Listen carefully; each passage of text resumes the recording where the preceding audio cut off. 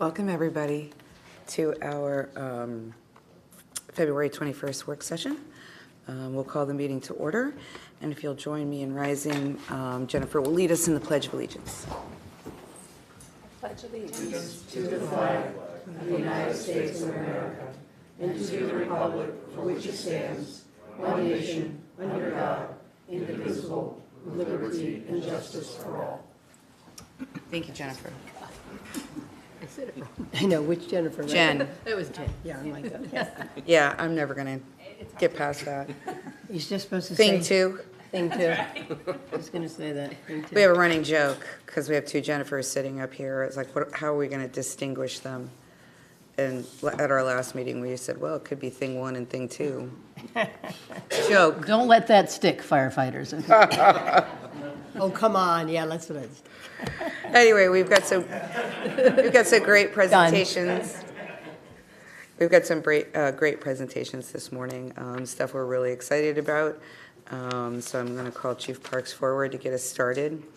And just a quick note at the end, or now, I just wanted to apologize for my not being able to attend the John Maroney's dinner. Couple weekends ago, we had COVID going through our house, and that just wasn't going to work for me to try to maybe spread it around. So my apologies. I heard it was a great dinner, and sorry I couldn't join you. Well, may I apologize as well, because I was at Disney World with little kids, and I would have been there, but the kids would have been upset with me. So, but but I would have been there and honor what you guys do. You know that. We did enjoy your dessert, though. Oh, I'm sure. Okay. Chief had 4 desserts. Well, whether I was there or not, you would have eaten it, because I would have given it to you. Mayor, Vice Mayor, Commissioners, Jeff Parks, Fire Chief, we're here today to give our Firefighter of the Year award. And before I begin, I'd like to tell you about our Firefighter of the Year. I'd like to add that we had 2 other fire department personnel nominated by their peers that warrant recognition. Lieutenant Jeff Tersani, who's in the room here.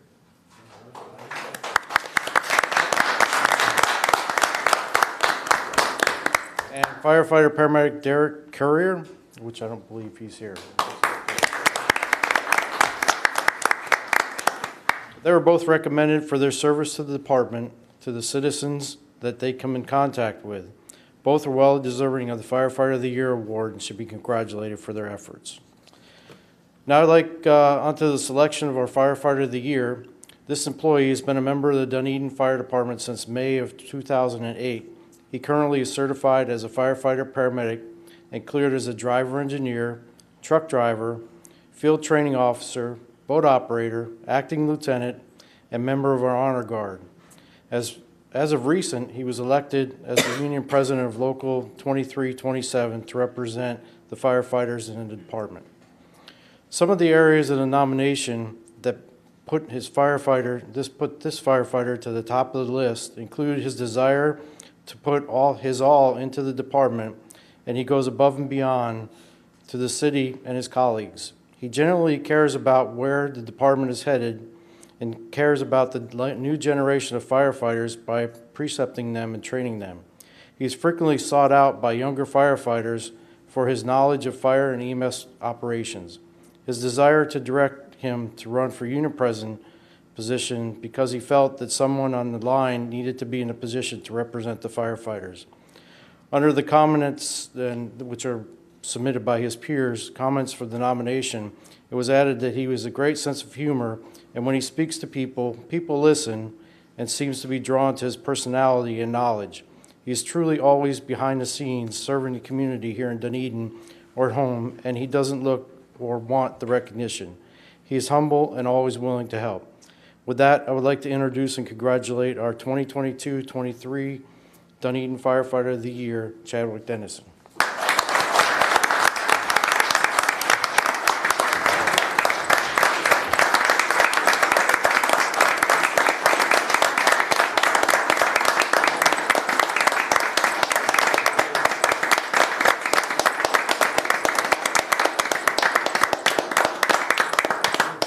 We have a platform. We also have a service bar that goes on his uniform as well. So, comments? Yeah, so thank you to all of you guys, right? Because you guys are the ones who nominate us. This is the greatest job in the world. So I love my job. I love coming to work. I love the city. That's it, man. It shouldn't be me. It should be some of these other guys. This person who gets this award is no special. These guys, you know, we all put our pants on one leg at a time. That's what I tell them. And it takes a team. So it's not me. It's all of us together. It's the only way we're going to push forward and keep making both our department and our union stronger and better. So I appreciate these guys for this award. It means the world to me. Great job.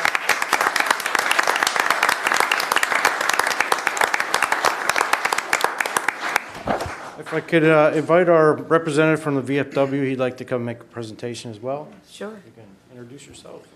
Good morning, Mayor and Council. As some of you may or may not know, VFW's posts across the country recognize public servants every year, police, fire, EMT, and paramedics. This year, we are proud to recognize firefighter Dennison for our Firefighter of the Year from VFW Post 2550 here in Dunedin.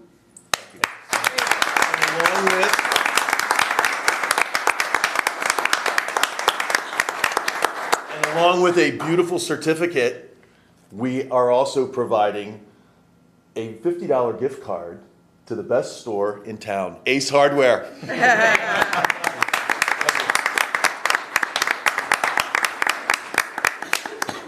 Well, and once we get done with all our presentations, we'll come down and we'll want to get some pictures.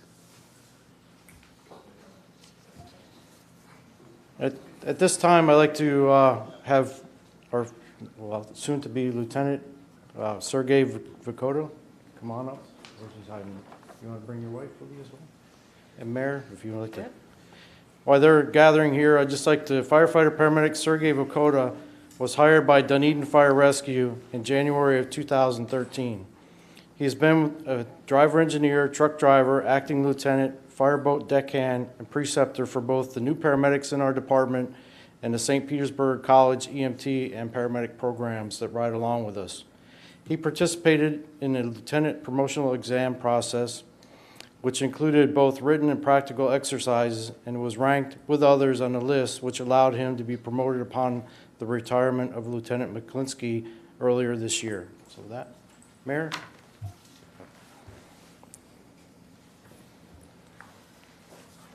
Okay, you want to raise your right hand? Okay. I, Sergey Vokoda, I, Sergey Vokoda, do solemnly swear do solemnly swear that I will support the policies and procedures that I will support the policies and procedures of Dunedin Fire and Rescue of the Dunedin Fire and Rescue while serving in the position of lieutenant. while serving in the position of lieutenant. I will faithfully and honorably I will faithfully and honorably bear allegiance bear allegiance to my superiors. to my superiors. I will, I will, to the best of my ability, to the best of my ability, protect the safety protect the safety and lives of the citizens and lives of the citizens and firefighters and firefighters whose care has been entrusted to me. whose care has been entrusted to me. Congratulations. Thank you.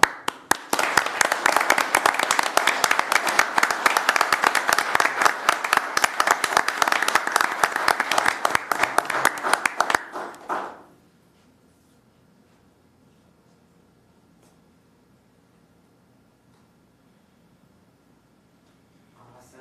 Very All right, good. I'm going to invite the commission down so we can get some pictures of everybody. We'll do the first shot with you, and then we'll do another shot with our firefighter. Come on now.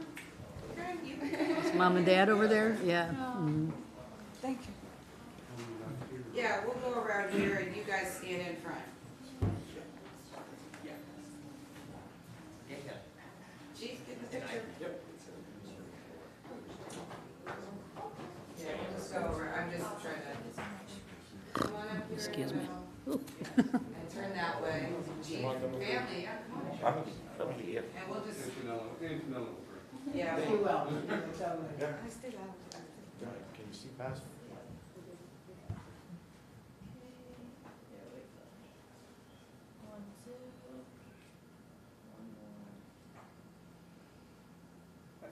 Awesome. Thank you.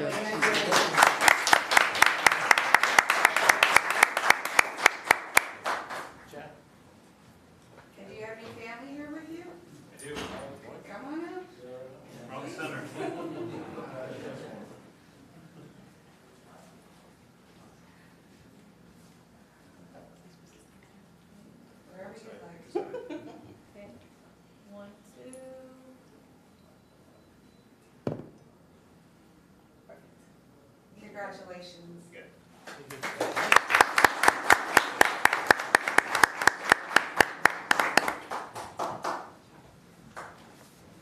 These are always the best things.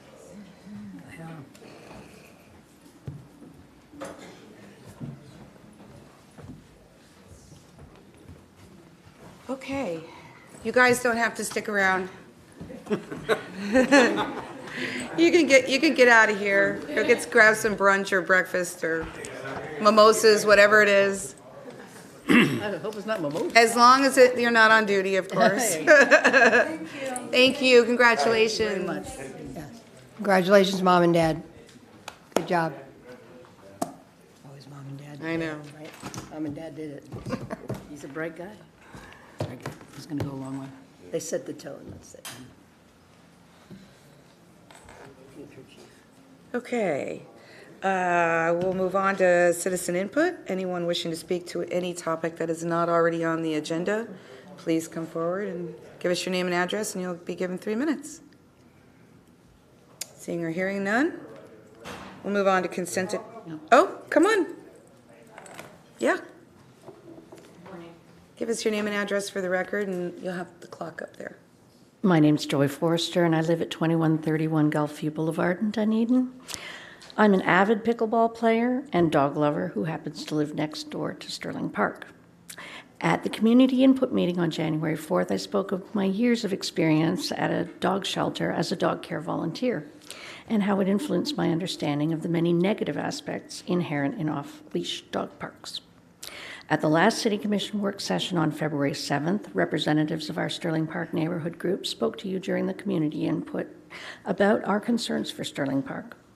We've been looking at the Dunedin Comprehensive Plan, and we pointed out to you some discrepancies between the plan's goals and the city's proposal to build a dog park and at least 6 pickleball courts in Sterling Park. Today, I'd like to highlight some more policies of the Comprehensive Plan, a plan which you all agreed provides essential guidance in your decision-making process. Element 6 of the Recreation and Open Space section of the Comprehensive Plan explicitly states that, quote, several guiding principles provide direction for the goals and initiatives of the city's recreation and open space requirements. One of those guiding principles is Goal 2, Preservation of Lands.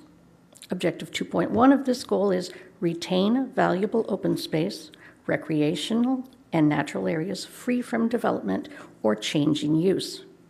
In fact, in an August 2019 interview with the Dunedin Beacon, City Manager Jennifer Bramley was asked what she thought the biggest change residents and visitors would notice about Dunedin in 10 years. Her response, which referenced the city's EPIC goals, included a commitment to lead the state in environmental stewardship and to maintain open space. Here I quote Ms. Bramley. Open space in Dunedin is very important. We want to maintain or even increase, if we can, the amount of open space we have. I do not believe that enclosing a 3-acre area of Sterling Park with cyclone fencing to create a leash-free dog park is in keeping with that commitment. Another guiding principle is goal number 3, programming. Policy 3.1.3 of this goal states the city will continue to provide funding and personnel to develop and promote recreational programs and facilities that serve for therapeutic recreation, inclusive design, and ADA accessibility. And Policy 3.1.5 states that the city will continue to provide programs in nature education and opportunities for the citizens to connect with the natural environment in an otherwise urbanized community. Given the increasing frequency and intensity of storm activity affecting our coast due to climate change, the need for public education about stormwater management becomes greater. Our proposals to the city to develop a Veterans Memorial Park and a stormwater environmental park in this open space are entirely consistent with these goals. Thank you very much. Appreciate it. Thank you. Anyone else wish to come forward and speak to any item that's not already on the agenda? Okay. We'll move on to the consent agenda, which is the approval of the minutes for January 24th and 26th, boards and committee appointments for the Arts and Culture Advisory Committee, Hammock Advisory, and the Library Advisory Committee, along with the renewal of sodium essentially bleach agreement, and the award of a bid for grounds maintenance service in the amount of $133,000 and change. Are there any items to be pulled? I'd like to pull 2D. 2D, okay, the grounds property and maintenance? Yes. Anything else? Okay, can I have a motion to approve? Second. Okay, Vice Mayor Tornga and Commissioner Gao. All right, is there any public input on any of the consent agenda items? Okay, all in favor signify by saying aye. Aye. Any opposed? Motion passes unanimously, and we'll go to the item 2D, which is ground maintenance service in the amount of $133,000 and some change. Did you just have a question, or you want a full presentation? No, I just have a compliment. So I had some questions on this yesterday, and talked to Vince and then talked to Sue, because a lot of the increase was in mowing with stormwater, and Sue just literally nailed it and told me exactly why they increased it in terms of putting more emphasis needed on our assets and things like that, so that we needed that time regardless of even if we had a little more staffing. We need to be putting our focus in that. So just appreciated a good, crisp answer and having a handle on it, and I think this is a good proactive measure. So I just wanted to thank Sue in particular, but of course Vince always do a good job. But. Okay, any other comments or questions? All right. Anybody from the public wish to speak to this item? Okay, can I have a motion to approve this grounds maintenance bid? So moved. Second. Okay, Commissioner Walker and Commissioner Franny. All in favor signify by saying aye. Aye. Any opposed? Motion passes unanimously. Thank you. All right, we'll move on to action items. This is the bid for the Santa Barbara Brick Street reconstruction in the amount of $619,000 and change. Bruce? Good morning. Good morning. My name is Bruce Worth. I'm the section engineer within the engineering department. And before you today to request your approval of the award for the Santa Barbara Brick Street reconstruction in the amount of $619,043.16 to the Evolution Contracting Company. Let me just say a few words here on this project. Long time coming. We finally have got all the pieces together for this. The project, we anticipate, if we issue the award today, we anticipate the agreement being signed by the March 9th. We intend to have a pre-construction meeting by that time, and hopefully the notice to proceed will be issued immediately following that pre-construction meeting. The time frame we anticipate to get this done is about 110 days, hopefully shorter. Just a few thoughts on this. This is our first Brick Street reconstruction. We've patched before. There's been sections of brick, and this is the one, as you recall. We have several streets in that area that are very poor underlying soils, so this is going to be a little bit more intensive than what you will see going forward within the city on our brick streets, which are just need to be reset, if you will. So this will give us a great idea in terms of how we have to go forward in those areas. So just a few thoughts on this. This will require that we remove about 2 feet of underlying poor material on that road. There's about 11 homes on that road. We will maintain access to all the properties at all time. That'll be a bit of a challenge, but as we talk to the contractor, how they're going to go about and do this they're thinking one side of the street at a time, and then working their way from the south to the north. The gutters will be replaced on this street. They're undulating, they're broke. We got to reset the slope. So the gutter work will be done first. That'll set the boundaries on this. They'll come in and then begin removal of the bricks. I just want to point out that we anticipate a percentage of loss of the brick, either damaged that exist and damaged as we take them out. And we are going through a careful We're not allowing them to remove the bricks with a front-end loader and forks. They have to really be careful on how they remove the bricks to salvage that. We learned a lesson from Tarpon Springs where they tried it that way and lost almost 40% of their brick. So, and that was a challenge to get brick. And that's the other part I just want to mention to you. They don't make them like they used to. The brick that you have throughout the city is in some cases 100 years old. It's not as big. The size is going to be a little different, but we got a really good match on the color. But you'll see a slight change in that, but we're going to work that into the project so that it's in a section by itself. So that'll be part of the project. It's not a complicated project. I think the logistics will be in keeping the access going. That not only houses residents, but emergency vehicles, trash collection, et cetera. We will take into account, we have to replace some sections of all the driveways.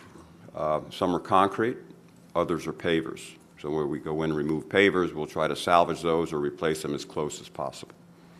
So those are more or less the high points of that project. So again, recommending that you award the bid of 23-1218 to the contractor as Evolution Contracting. Any questions? Okay, well, I'm going to go to this direction, given the fact that you live on that street. Yeah, well, that was my first question. I just wanted to clarify, even though it's been clarified before, Jen, that I live on the street, so I can discuss this, I can vote on it, right? No issues there, okay? And you know, and you said it, I'm going to say it again. We did an independent review of all the brick streets. This was the worst.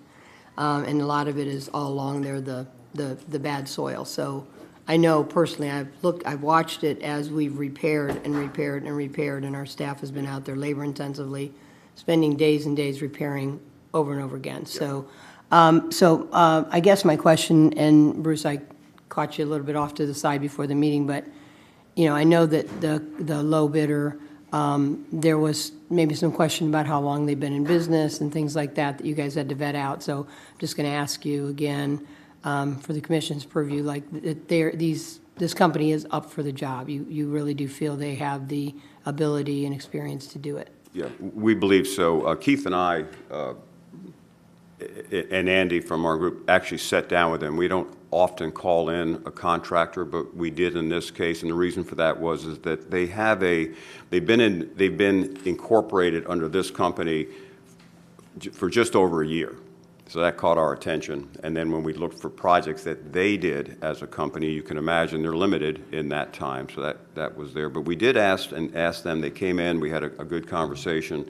They gave us projects that the owner was involved in, and also he brought with him a couple of his staff that have been with him for decades. So we were comfortable that they had a crew that understood the types of construction that we're doing here. All the bidders, by the way, that came in, the primes had a sub to lay brick, and they will have that too, someone that's experienced in laying the top layer of that, which it's a little bit of an art form to get that done. So at the end of the day, yes, we met with them. We made extensive calls to individuals outside the state that they had worked for, and so we feel comfortable that they can get the job done. Yeah, and I appreciate you're talking about our requirements about how they handle the brick, since, you know, it's that piece of the fragile piece of the work that you worry about.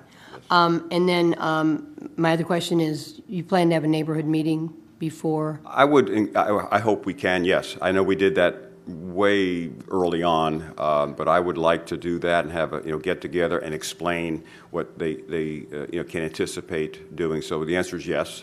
We'll coordinate that and give them an idea of what's doing. And that's a part that we made very, very clear to the contractor, that they need to stay in communication throughout with the residents. Again, it's going to be disruptive, but doable. The good news is it's a very wide street. We think they can get down one side of that, but it's going to be messy for a while. So yes, the communication. I think that'll be the number one thing, just because it's a dead end, and even though it's wide, it'll be like, how's this going to work? Yes, and so they'll work their way up. So yes, I would like to do a community meeting and just go over the plan set with them, indicate you know, what might affect them. We don't anticipate much occurring past the gutter. You know, they're going to replace the gutter, so you're going to have a little bit of a foot or so of disruption, but there shouldn't be anything done in the yards. We will replace the water lines that are going under that road at this point because it's going to be open. We'll case them. That only takes it to the meter box, so we don't anticipate any you know, getting up into the yards.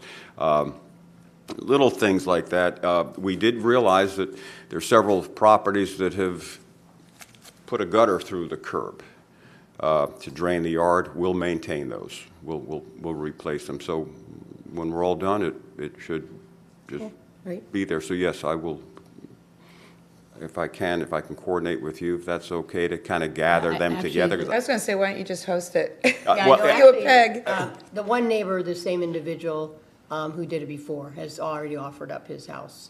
Okay, so Mr. if you can, I'll see if I have his number or not, but if I can No, give you I that, can- I'll get it to you. Can you do No, that? he's- And He would have been here today, but he had a okay, conflict. and I can do it at any time. I know the last time we did it early evening. I can do that. Cool. Thank you.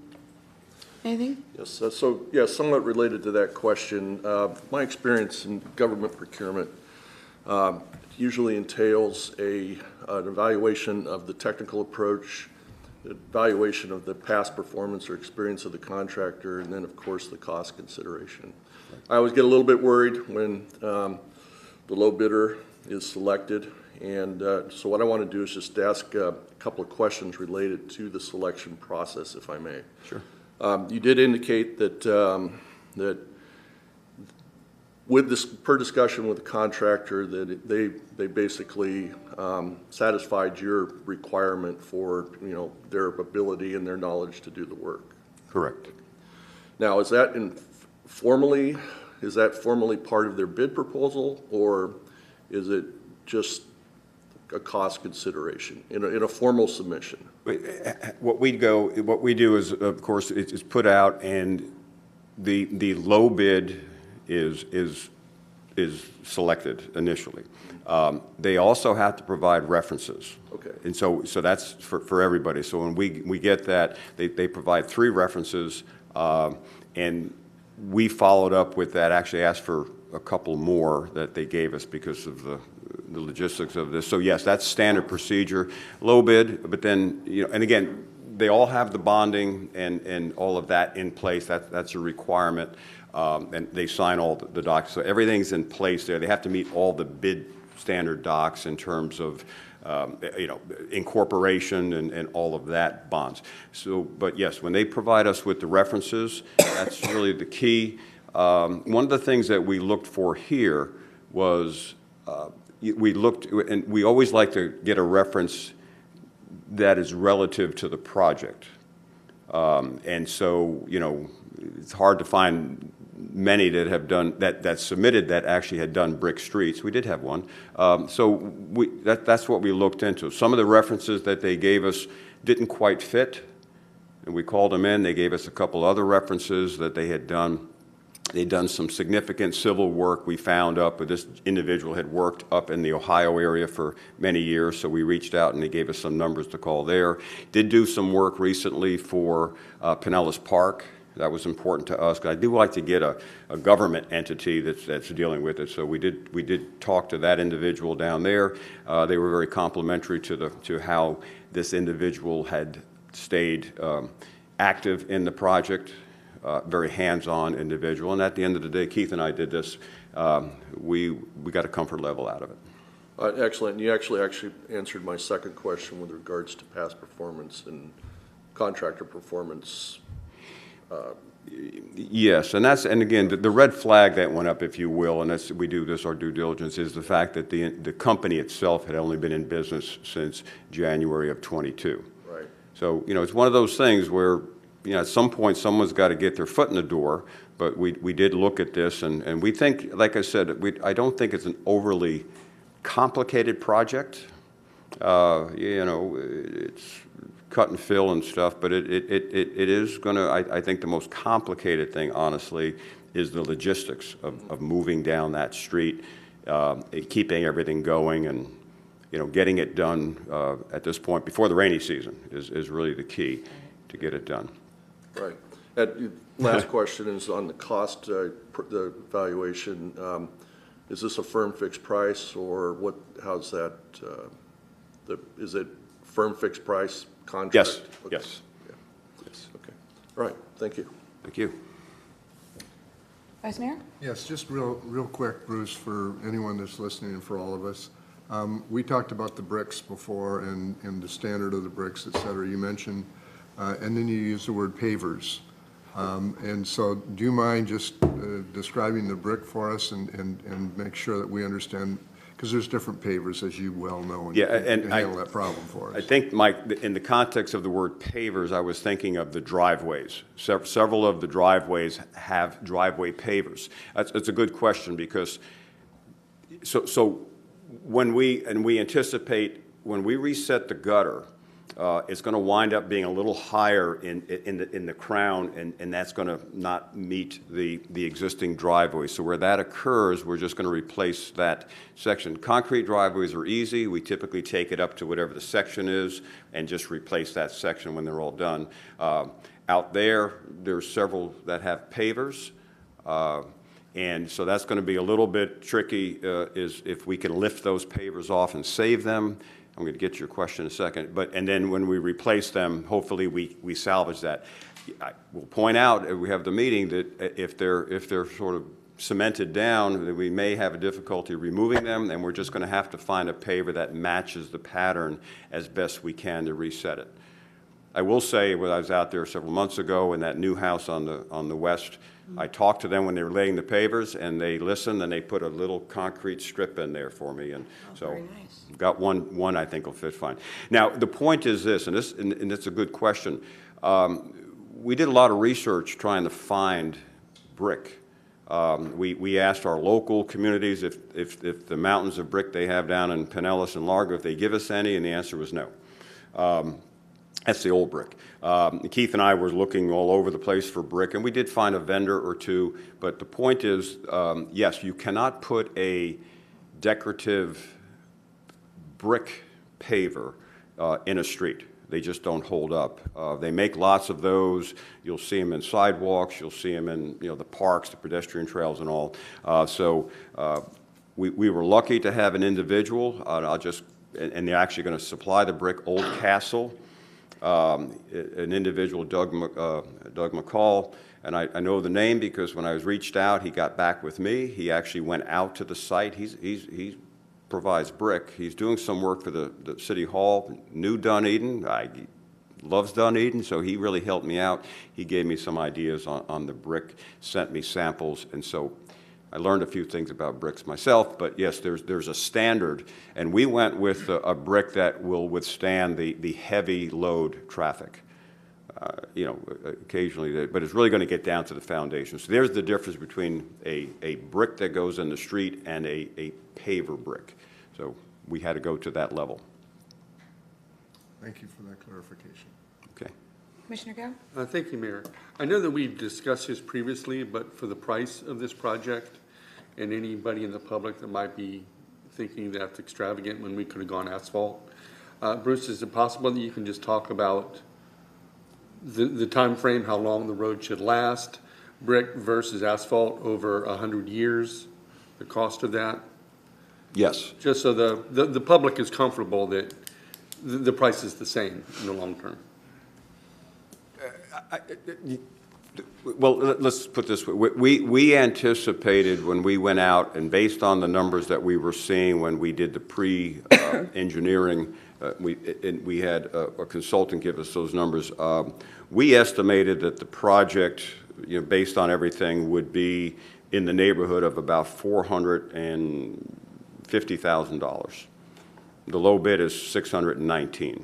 That just seems to be, by the way, the norm of just about everything we're seeing. It's just coming in that much higher. But to your point, brick streets will last you easily. The brick should last almost forever. The question is, if we get, if we set them down right, you won't be going in there for 50 I hate to say it this way, but I think your concerns on those streets won't be bricks, it'll be seawater rise. It's going to be way out there. Asphalt streets, particularly in that area, you could put asphalt over those streets, but they're going to undulate, so that's really not the fix. But generally speaking, the brick streets, the timeline for those, the life expectancy is 4 or 5 times the repaving, and even the asphalt, you can only mill and pave so many times, and you probably come in and do a more thing. So I think they balance out well going forward. Thank you. And you had actually mentioned the rainy season. So how long do you anticipate the project lasting, and when's it going to start? We put it out there, we think 110 days, so you're looking at about a 3+ month period. So we hope that they can get started here in April. We have to sit down and see if they can do that and get organized, get the brick and all. So it's, April, May, June. The good news is typically April and May is our drier months. And so depending on where if they can get the base down and everything, hopefully they can get this thing done, before the height of the rainy season, July. But it's 110 day. We anticipate that, and that went out in the bid, and they indicated they feel they can stay within that time frame. Thank you. Okay. I don't have any questions. Everything's been asked, but anybody from the public wish to come forward and speak to this item? Okay. Mayor, can I just ask one Sure. final question? Sorry. Bruce, as far as the underlying soil, compared to all the brick streets, the underlying soil issue is one of the big drivers here.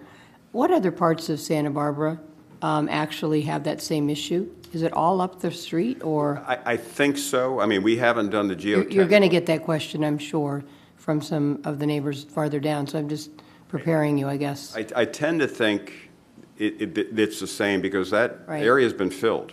That's Right. not a natural and high there are area. similar, struggles on other parts. I think so. I was called out by an individual. I wasn't called out. I was called by an individual that lives on South Buena Vista, Yeah. right across from the lot that was cleared, the old mansion. The Kellogg's. That road has deteriorated significantly in the last 2 years. It looks like your road.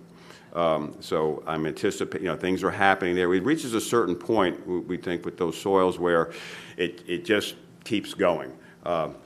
So to answer your question, we think that, and you can kind of see it, where those streets are going up Santa Barbara, north of San Salvador, and then on South Buena Vista, at least the south one. The north one looks a little better, but yeah, there's something going on under there, and we take the similar action. So I would kind of add, when we put this package together, our Brick Street program, we anticipated several, the streets, the whole thing, and we were using those numbers that we had back there. And as you can see, it's a little higher, but let's go forward and see how this works out, and then we may have to adjust those annual amounts, because I'm throwing a lot at you, but what I'd like to do, I don't want to just concentrate on those streets. There's some streets uptown, Wood Street, for example, we held off on just to wait for the construction to be done. That's terrible. That needs to be fixed. So I think there's a balance there that, our plan is to come in and take care of some of those and then take on the next big one. Right, no, and I understand. I want you to do Yeah. how the priority lays out. That's Right. obviously the best way to go, but just thought I'd ask. Thank you. Okay. How about a motion to approve this contract? So moved. Second. Commissioner Torga and Commissioner Gao. Okay, Commissioner Torga, any final comments? No, but thank you for the presentation, and I'm delighted that we have gotten to this point now with the understanding. And as a matter of fact, in my conversation with the city manager, I actually think we might be saving money here and saving some issues for having to continuing to do the road. So I'm very pleased by the process, and I'm very pleased by this company. In my conversations with Jennifer, it sounds like you've really done a great job in looking inside just to see who these people really are, because of their lack of longevity. But they've got the history behind them, and maybe we're fortunate that they're sort of stepping out here, and we'll get a great job at a great price. So thank you. Appreciate that. Thank you. Commissioner Gale? Thank you. What I really like about this project is the fact that we're being long-term focused. And it's not just how can we fix this at the cheapest price and throw it on asphalt and just get it done. That we are taking into consideration who Dunedin is, what we represent, and the brick streets and the history. And so I'm just excited on that aspect. So thank you, Mayor. Mm-hmm. So I'm just going to say that former Vice Mayor Deborah Kynes is smiling out there at us. Big believer in maintaining our brick streets, but I think the biggest hurdle we got to was showing the long-term cost effect of it, that it really is a very smart way to go as well as preserving our character. So I'm glad we're moving forward. Yeah, so I love the brick streets. I think that's just an essential part of the character of this community. In fact, the street that we live on, I really wish we could restore that back to brick, because I know there's brick under there. And with that said, I just want to echo Vice Mayor Tornga's comments with regards to the selection. To me, the procurement process is important. It's got to make sure that the due diligence is done. And, low bidder isn't always the best, but in this case, it appears that you did find a good one. So appreciate your comments on that, and that's all I've got, Mayor. Thank you. I'm excited. This is kind of like one of the first biggies that we're doing, but I want to give a real shout out to Jorge, who got us started on our street program, and which was something we desperately needed. We were only spending maybe $400,000 a year. And that went down from 6 when I first started here. So we were getting nothing done on even just the everyday streets. And yes, Vice Mayor Kynes said, you got to get bricks in there as well. And he was able to figure out, how to manipulate that. And Bruce, I know that you've been working with the neighbors and with Commissioner Franey. I mean, thank you for all the efforts. Because it's definitely, who knew streets could be emotional? But they are when they're brick. And, that's part of the quaint charm that we have. And it is, part of our comprehensive plan to preserve those things when we can and to make a plan to do that. It doesn't all happen at once. But you're smartly doing it by also addressing the gutters and also addressing any water pipe things that you need to address, because it's not like you can just dig a hole and patch it. So, great job. Can't wait to see how it all works out. It'll be a process, and I'm sure there'll be some, no pun intended, bumps in the road. But, but Commissioner Franey, she'll manage it. She knows the neighborhood. I need a ribbon cutting when it's done.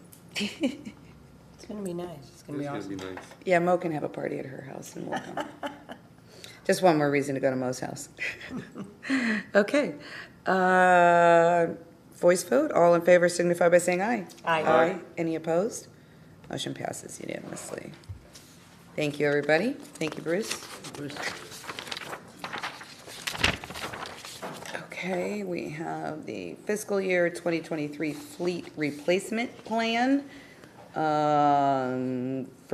which is vehicle and equipment purchases, totaling a little over $3 million. So Sue, you are on.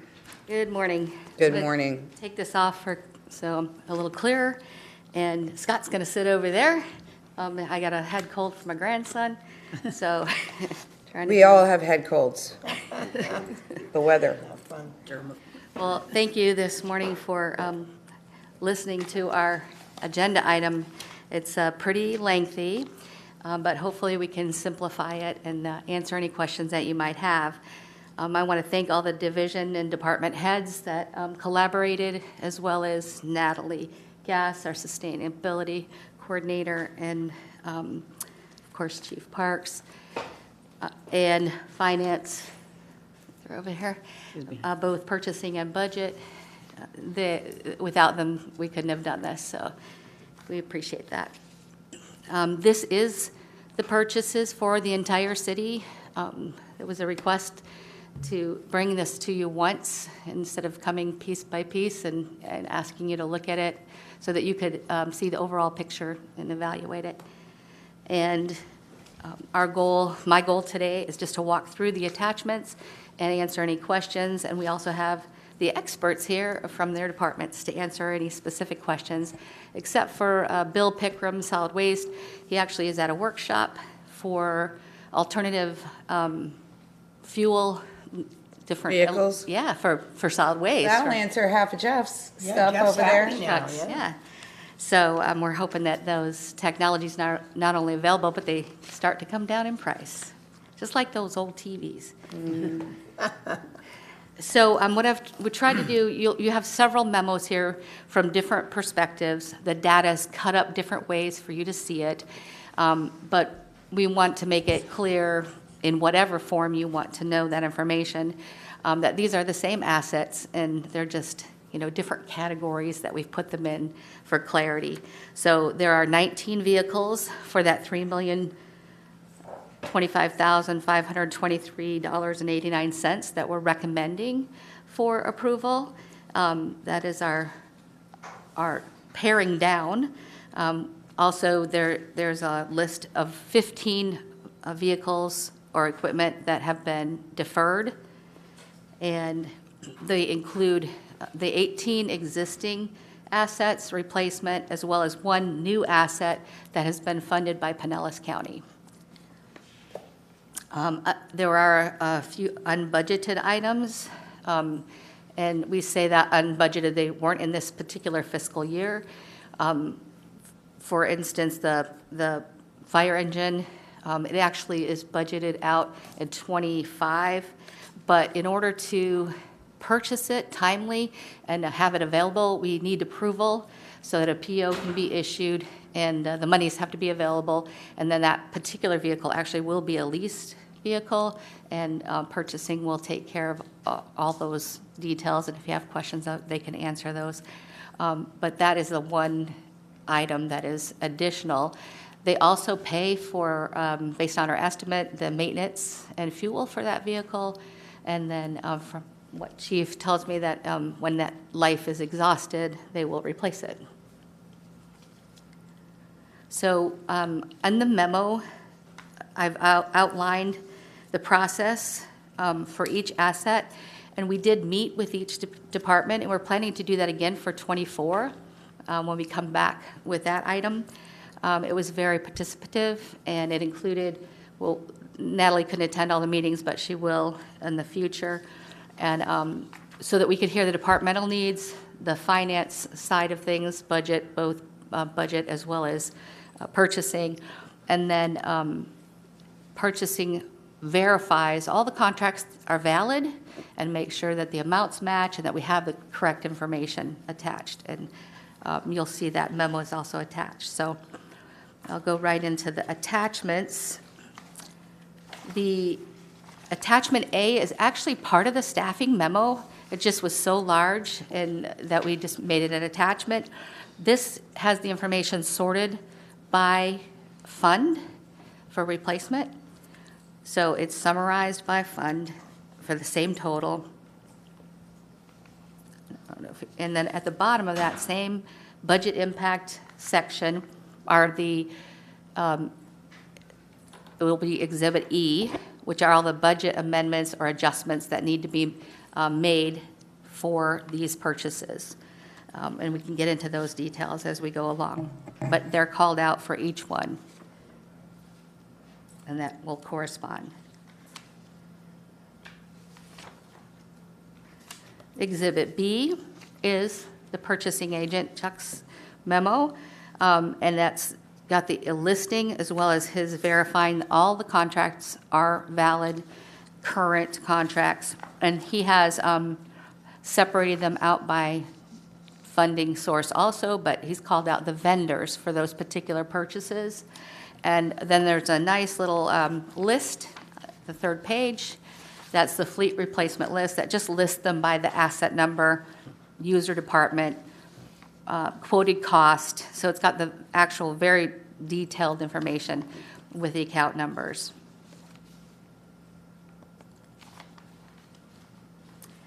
Exhibit C is Scott Caterson. I'm sorry, this is Scott Caterson, Fleet Superintendent, and he's done an excellent job at going through and looking at the replacement plan, refreshing that information, looking at the contributions based on the journal entries, working with finance, so that we can present to you in '24 that whole picture restated, and that we can have current dollars, because we noted, and you'll note in here, that the prices have gone up and the contributions have not all been enough to cover those pieces of equipment.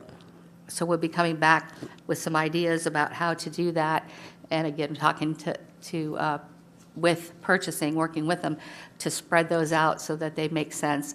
He's also been looking at the life cycle for those particular vehicles, not just in conjunction with the department, but in industry standards and the way that we take care of our vehicles and the condition they are. So those life cycles have been changing.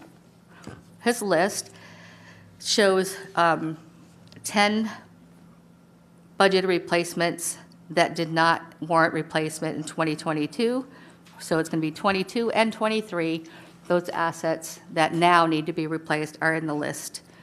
And that total actually adds up the same as mine. It's he evaluates 28 pieces, 18 plus the 10 equals the 28 that you see before you, 22 and 23. And then we deferred 15, and so that's your extra 13. Hopefully that math you can follow, because I wanted to make sure that we could go from one memo to another and actually follow it. And this has all the detailed information that matches purchasing memo by asset number.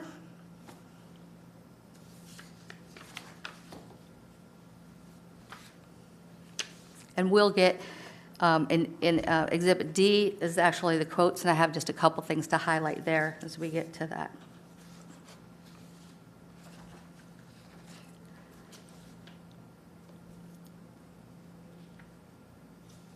Sue, I have to tell you, we've never had a more detailed agenda item for fleet replacement in my 16 years. You have blown us away. Thank you. Oh, good. I was going to say, too much detail, but I just feel like Scott did a fantastic job with the detail, and more information, it can help answer questions, and it's available to the public then too. And there's some really good things going on here in the city, and so it's nice to be able to talk about them. I didn't mean to interrupt you, but I mean, if you still want to keep talking, you can. All right. You So don't D, I just want to let you know, Exhibit D, I would just want to highlight. I know how you engineer minds are. It doesn't matter. She's in the world. Yeah, exactly. I grew up Close enough. Yeah. So Exhibit D have actually the specs and all the quotes. And each one, there's only two that I didn't attach. One was the fire engine, which is 23 pages, but I do have that available if anybody would like to see it. And then the garbage trucks were extensive as well, and so I have them available as well. I would just want to mention a couple things quickly, that the vac truck that wastewater needed to replace was less than half in the contribution, but they did find the dollars, and that's included in the detail of the budget amendment. And they did come up with the amount in order to purchase that. It's in desperate need of replacement. It's also an enterprise fund. And the larger items would be those solid waste vehicles, the fire engine, and this Vactor. And then Parks has a separate memo that details all the information about their assets.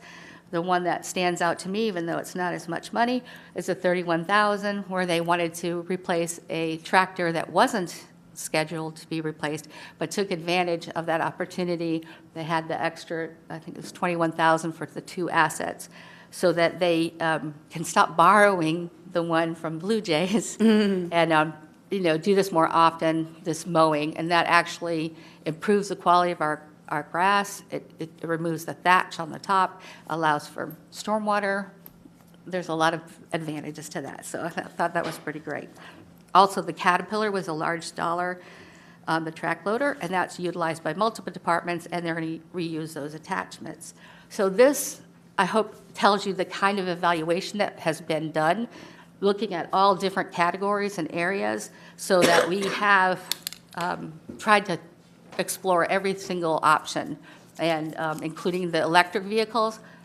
They're not very available right now, and so we have included in this budget item we're requesting approval for 2 recommended replacements, that we need the approval now in order to be ready when they're ready at the new fiscal year.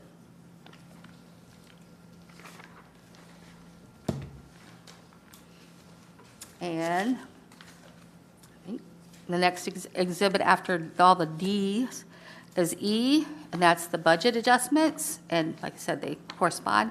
And then we also have attached the business plan, Exhibit F, which is going to show you the difference of the things that we said we were going to do versus what we, now proposed for 23. Does anybody have any questions? For the benefit of everybody, I'm assuming, and I'm just jumping in because I know these are questions 3 or 4 people will probably have. You mentioned EV vehicles and them not being available. You want to talk about that a little bit more? Yeah, and I could, Scott can talk a little bit more to it. Also, I neglected to mention that as we move into the City Hall, there are a lot of administrative vehicles that are being looked at as far as the pool. That was the other thing I wanted you Yes. to explain before we got into all the other questions. And so a lot of those were slated for electric. I think the municipal business plan shows 3 this year, and we don't have any. There might be 1 hybrid, one of the vehicles that we're asking, we're going to look for a hybrid. But Natalie brought up during our process that during the hurricane down south that they found that they weren't able to keep charge for some of the response vehicles, and that we need to find a solution for that, as well as build some more infrastructure and find ways to put that in the budget. So we have charging stations that are exclusive for the city vehicles, as well as our public. We want to, keep up with that, including training, tools for the mechanics, and training both of the users as well as the mechanics. So there's some pieces to that we need to put in place, and that's what we'll be working on to bring you in for 24. Scott, do you want to talk to the availability? Hi, Mayor. Hi, Commission. So briefly, let me introduce myself. I think this is probably my first time formally before you. I'm the fleet manager. No, you've been here before. As fleet manager, I think this may be the first time. Okay. I've been. Many of you may know I was in the finance department. I went to the University of South Florida and received my accounting degree. Worked for a public accounting firm and then worked for finance over here for 10 years. But what you may not know is I am also an ASE certified mechanic. I've worked. And you went to Dunedin High School. Class of 82. Yeah, graduated a year ahead of me. Big-time automotive enthusiast. So this is like my line. I contribute frequently to some automotive journals, in fact. So to address your question real quick about the availability of EVs, I'm sure you're aware that there are supply chain problems specifically with computer chips, which makes the availability of these EV vehicles even scarcer than regular internal combustion engine vehicles. There's a lot of, great options coming down the pike soon. For instance, Ford has an F-150 electric vehicle, which I'm extremely excited about. However, they're so hard to come by that their prices are astronomical right now. There's just limited supply, which means prices are very, very high. So I'm thinking we just need to bide our time, wait for production to catch up to demand, wait for the technology to improve, and when they get there, that's when we should jump on board when it's, when we have vehicles that are affordable and available. Thank you. Do you want to tell us about the pool as well, the vehicle pool? Yes, the pool for City Hall, we want to look at all those administrative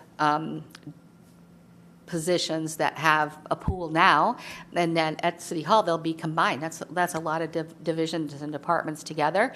And so we want to take a look at that total thing involving the stakeholders and establish a new pool, basically, for City Hall, where people can check that out. We've already had requests for some golf carts instead, so we want to just revise our plan with that in mind, and we think there'll be significant savings from what we see just right away. Okay, thank you. All right, questions, Vice Mayor? Very simply, Scott, you can answer this and certainly in conjunction with the Director of Finance. But we have funds for these vehicles. How is it that we, just the system, how is it that we end up sinking fund? How is it we end up with funds available for these vehicles? Okay, so Each year, what happens? what happens is, as part of the master capital plan, each department knows they're going to be replacing a vehicle at a set time in the distance. So a certain amount of money is contributed to that as part of their budget. Thank you. So that's really a great funding way of doing this, because it's really pay as you go, because we're creating a fund for that replacement as we go on through each year. Exactly. Which is very realistic and just a great way of doing that. Vice Mayor, if I may, in the budget, just for those who are watching, it's an internal service fund. That's what it's called. Yes. Thank you very much for that. I always thought that was interesting how we did that, and I thought it was a great way to do that. I know we're not the only ones that do that, but it's great. So when people hear these numbers, these funds have been created for that replacement. And thank you very much for your comments. I know that the city manager and I had a long conversation about electric vehicles again yesterday, alternative fuel, and we even spoke about the Ford 150 specifically because of the issues of what's going on with that. And I appreciate the holding off on that, because yeah, they're completely maxed out right now, and they're not even building them right now because of the problem with the battery. But I think it's a great attitude, great way of doing that, and just until we can get there, and then we'll see some relaxation. Right now, there's really only one that's being built, and it's not a Ford. It's hot. Any other questions? That's it. Comments, no questions. So- Okay, questions? No, I mean, very thorough, and looks like a dream team to me. And Scott, I just have to say, I mean, what's better for us to have a fleet guy that's smart and has an absolute passion, and you can feel it. So, no, I mean, I don't really, I love the administrative vehicle idea. It's really, makes sense with all of us together that could be one place that we have some efficiency savings. So thank you for that, for both of you. I don't have any questions. Questions? Just a quick one, this is more for my educational purposes, but I'm assuming we get a trade-in value associated with the vehicles that are being replaced, right? There's a surplus. We actually go through the auction through the state mandated process, and yes, we will recoup those funds that come from surplus. Okay, great. But that's not included in these figures. No, it is not. Okay, It's just a benefit in the end. benefit. Yeah. Okay. I don't have any questions either. Anyone from the public wish to speak to this item?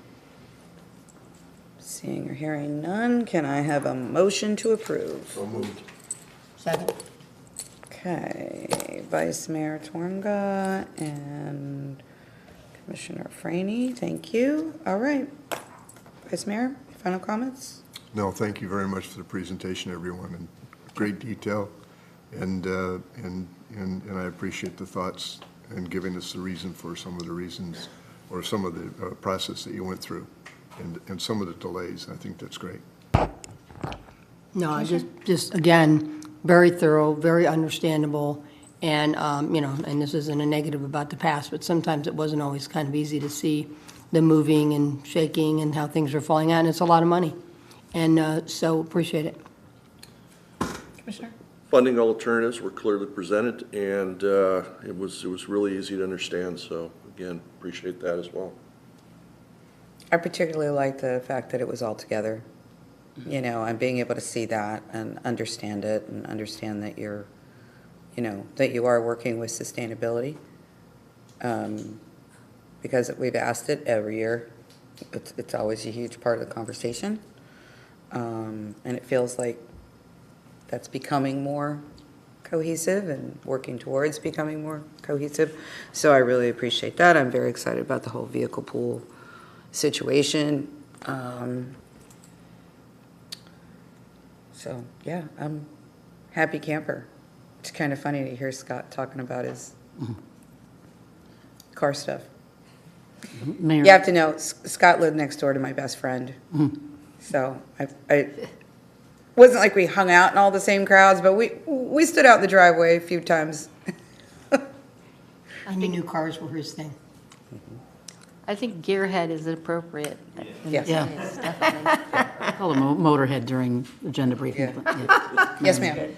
I very much appreciate all the work that's gone into this replacement plan. I typically receive a phone call or two from a department director with ruffled feathers before this hits the city commission agenda. And so the inclusiveness that Sue and staff included in this process, department directors were all consulted and are coming to you as one voice saying this is the plan, this is a good plan, as well as having Natalie Gass involved, who is our sustainability program coordinator as well from the get-go, in the beginning. So it's the process. Right, that made exactly. It's nice to bring a process like this, clear and concise and collaborative, to the City Commission. So thank you, Sue, for that. I appreciate that. And Scott, thank you. And Natalie, thank you for being on board. And Jorge, thank you. And Chief, thank you. And Bob, no, I'm just kidding. Everybody, thank you. You did a great job. Well, And Vince back there. I don't know if anybody picked up on it, but I did see that our new rescue unit is in there, right, Chief? Yes. So when will that thing start?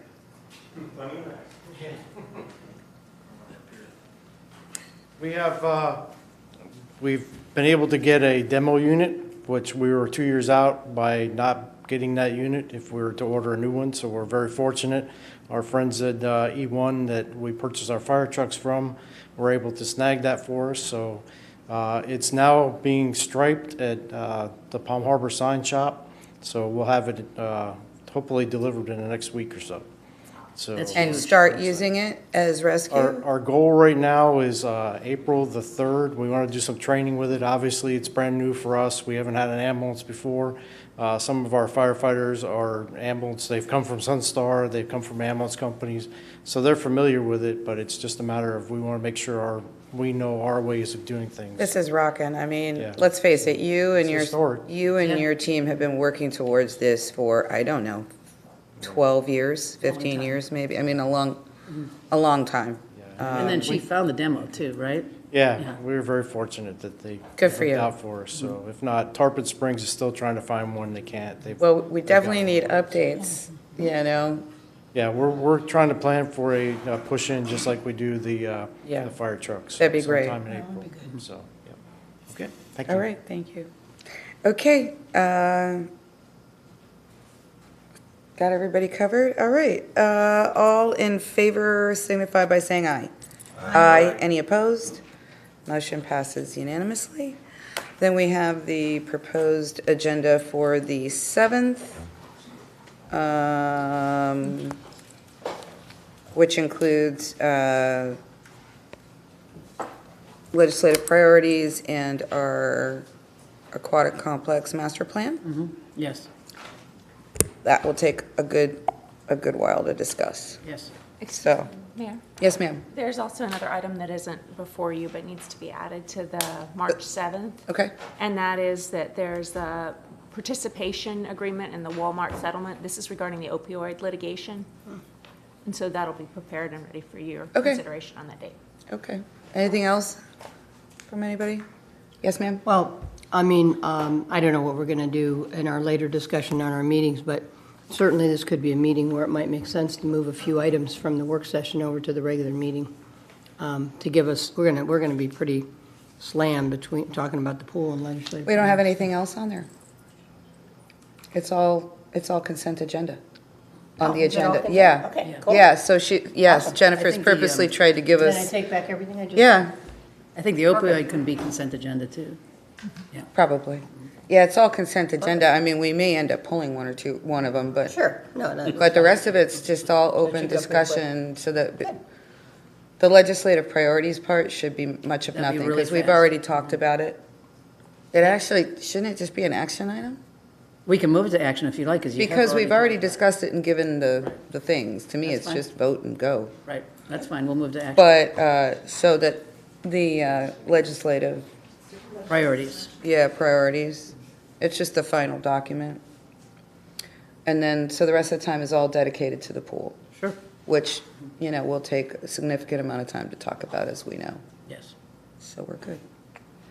Okay, with the change in the legislation to action and the addition of the opioid under consent, can I have a motion to approve? So move. Second. Okay, Vice Mayor Twanga and Commissioner Franny, thank you. All in favor signify by saying aye. Aye. Any opposed? Motion passes unanimously. All right, so before we jump in here, Robert, let's take our little break so that we come back with a very clear head. Got a lot to talk about. Thank you.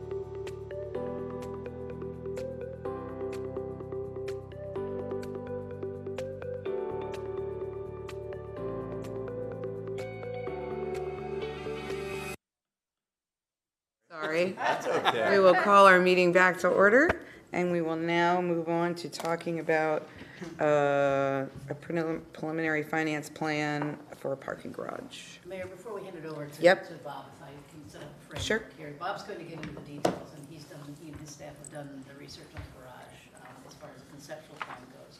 But I really wanted to take an opportunity to kind of frame our discussion today and some of the items that we have moving forward as well. So as we start, we have budget kickoff coming up here shortly. Before the City Commission, this budget year will be 4 large-scale projects, and quite impactful within the city of Dunedin, and they are... Your microphone?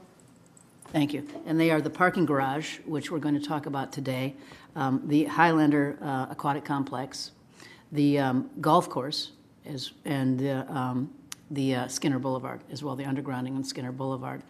So it's very difficult. None of these projects are mutually exclusive. There are 3 funds that they're coming out of. It would be the penny, it would be the ARPA, American Rescue Plan Act funding, and the CRA as well. So it's really difficult for all of you to give consensus direction or to make a decision without having seen all of those individually in a workshop setting. And so before you on the dais, we have the workshop scheduled for the next 6 weeks, and I just kind of wanted to go over that a little bit today. Today, we're going to be talking about the parking garage and the preliminary finance plan for the parking garage. And that is the funds that staff will recommend, depending upon your final decision on the parking garage, that we would expend in order to construct the parking garage, if that's the case. On March 7th, we're going to be looking at Highlander Park Aquatic Complex, and that's the pool, the replacement of the lap pool at a minimum. And we're going to talk to you at that time about the funds that will be expended in order to construct the pool, whether it's all at once or in phases or however that is, whatever the City Commission decides moving forward. Then on March 21st, we're going to be looking at the golf course master plan. We needed a little bit of time. We have a community meeting on that this evening, and we're going to have lots of questions from the community. We need to be able to answer that before we bring this before you. And we will also have the consultant here to talk to you a little bit about the pool. And then on April 4th, what we intend to do is to bring an overview of all 4 of those projects. Excuse me, and then, I'm sorry, I forgot Skinner. As you know, we're we've... And Skinner's just mixed in with the financing plan. Correct. Yeah, because it's not a whole project. You've seen it, yeah, you've seen it a number of times, Yeah. and that's CRA and penny funding. You've seen it a number of times, but right now before us is the undergrounding of the electric utility, the utilities, and that is not budgeted right now. And so we need to talk to you a little bit. We're going to get a true estimate. We'll have good numbers to talk to you about, and then bring a plan forward, to recommend that, whether go, no go, and where the funding would come from. So, and this really fits in with the budget process, because you would be considering all of these projects as part of the fiscal year 2024 budget.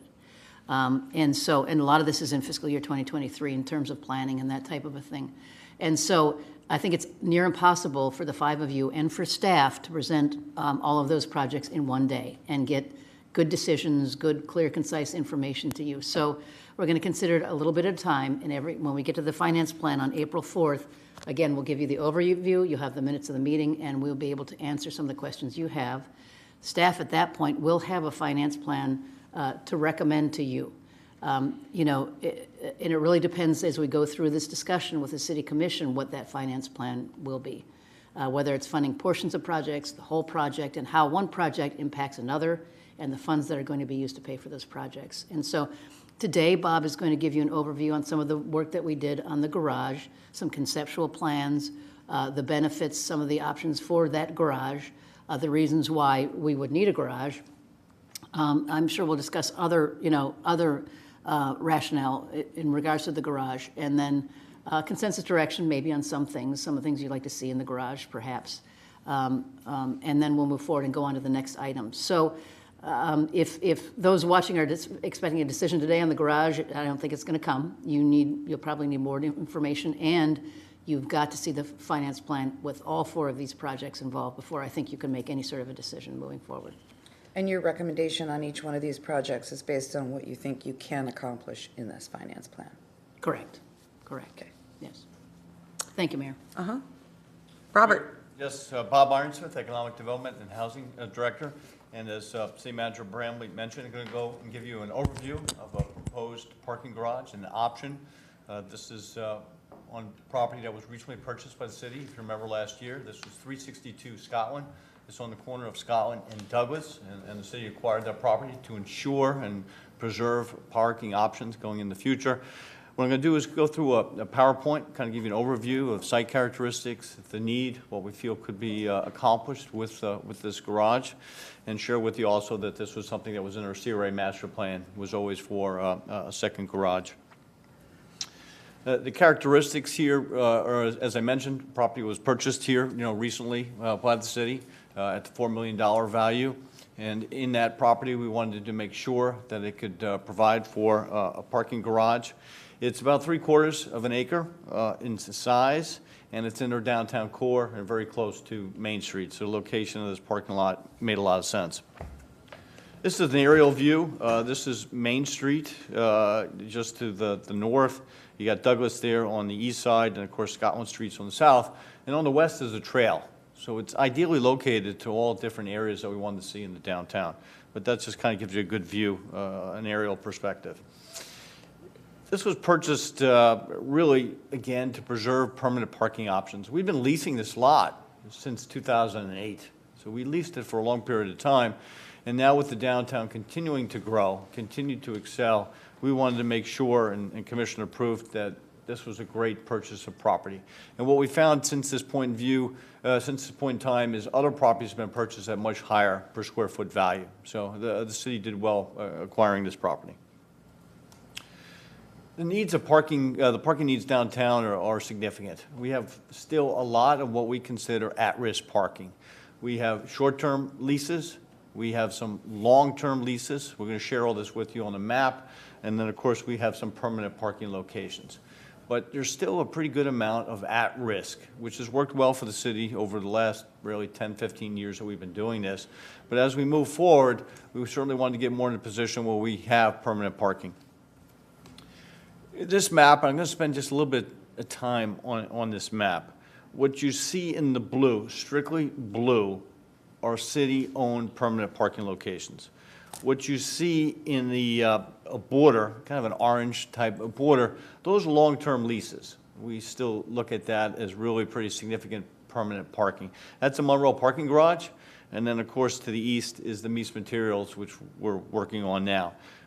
The crosshatch, that red crosshatch, those are the at-risk parking locations.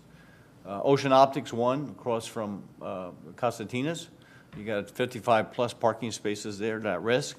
First United Methodist Church, although they've been great partners and we work with them, that's on a relatively short-term lease also. And then of course we have a couple parking lots to the west. The one is called the Justice Parking Lot near Victoria Place, condos. And then you have Bushnell lot, which is, she's been great and we've worked with them for a long period of time also. But that kind of gives you a feeling of the at-risk. In the kind of dotted line is the property we're talking about today, 362 Scotland on the corner of Douglas and Scotland. That's the piece that we're looking at presenting to you today, an option for a proposed parking garage. I think one thing, before you go on, Bob, that I want to articulate to the City Commission is that we have renewed a lot of these leases at the at-risk lots, and the price has escalated quite a bit. Just after COVID, essentially, the prices really started escalating along with land values. So we anticipate that if those at-risk lots remain in place, they will continue to escalate. And we pay, as the City Manager Bramley mentioned, we pay a significant amount for at-risk lots coming out of the CRA budget. And as I mentioned, the prices have escalated over the years. So it's certainly a big determining factor why we're here today presenting an option to you. Thank you, Bob. Go ahead. I'm just going to talk about the site just a little bit. This obviously is downtown. We made sure that there was no environmental on that before we came to you to recommend the purchase. And we also wanted to make sure that it could fit a parking garage. Why buy a piece of property if it couldn't fit a parking garage? So we did a couple of test fits. We had retained consultant Kimberly Horn. We're going to share those couple concepts with you. These are strictly concepts. All we wanted to establish at that point in time was there was nothing environmental, and we could do a parking garage before we came to you with the recommendation to acquire. The test fit took in consideration the height parameters. 36 feet is currently what we see downtown. We looked at what the zoning would allow, step backs, setbacks, and things of that nature. So these concepts take into consideration that.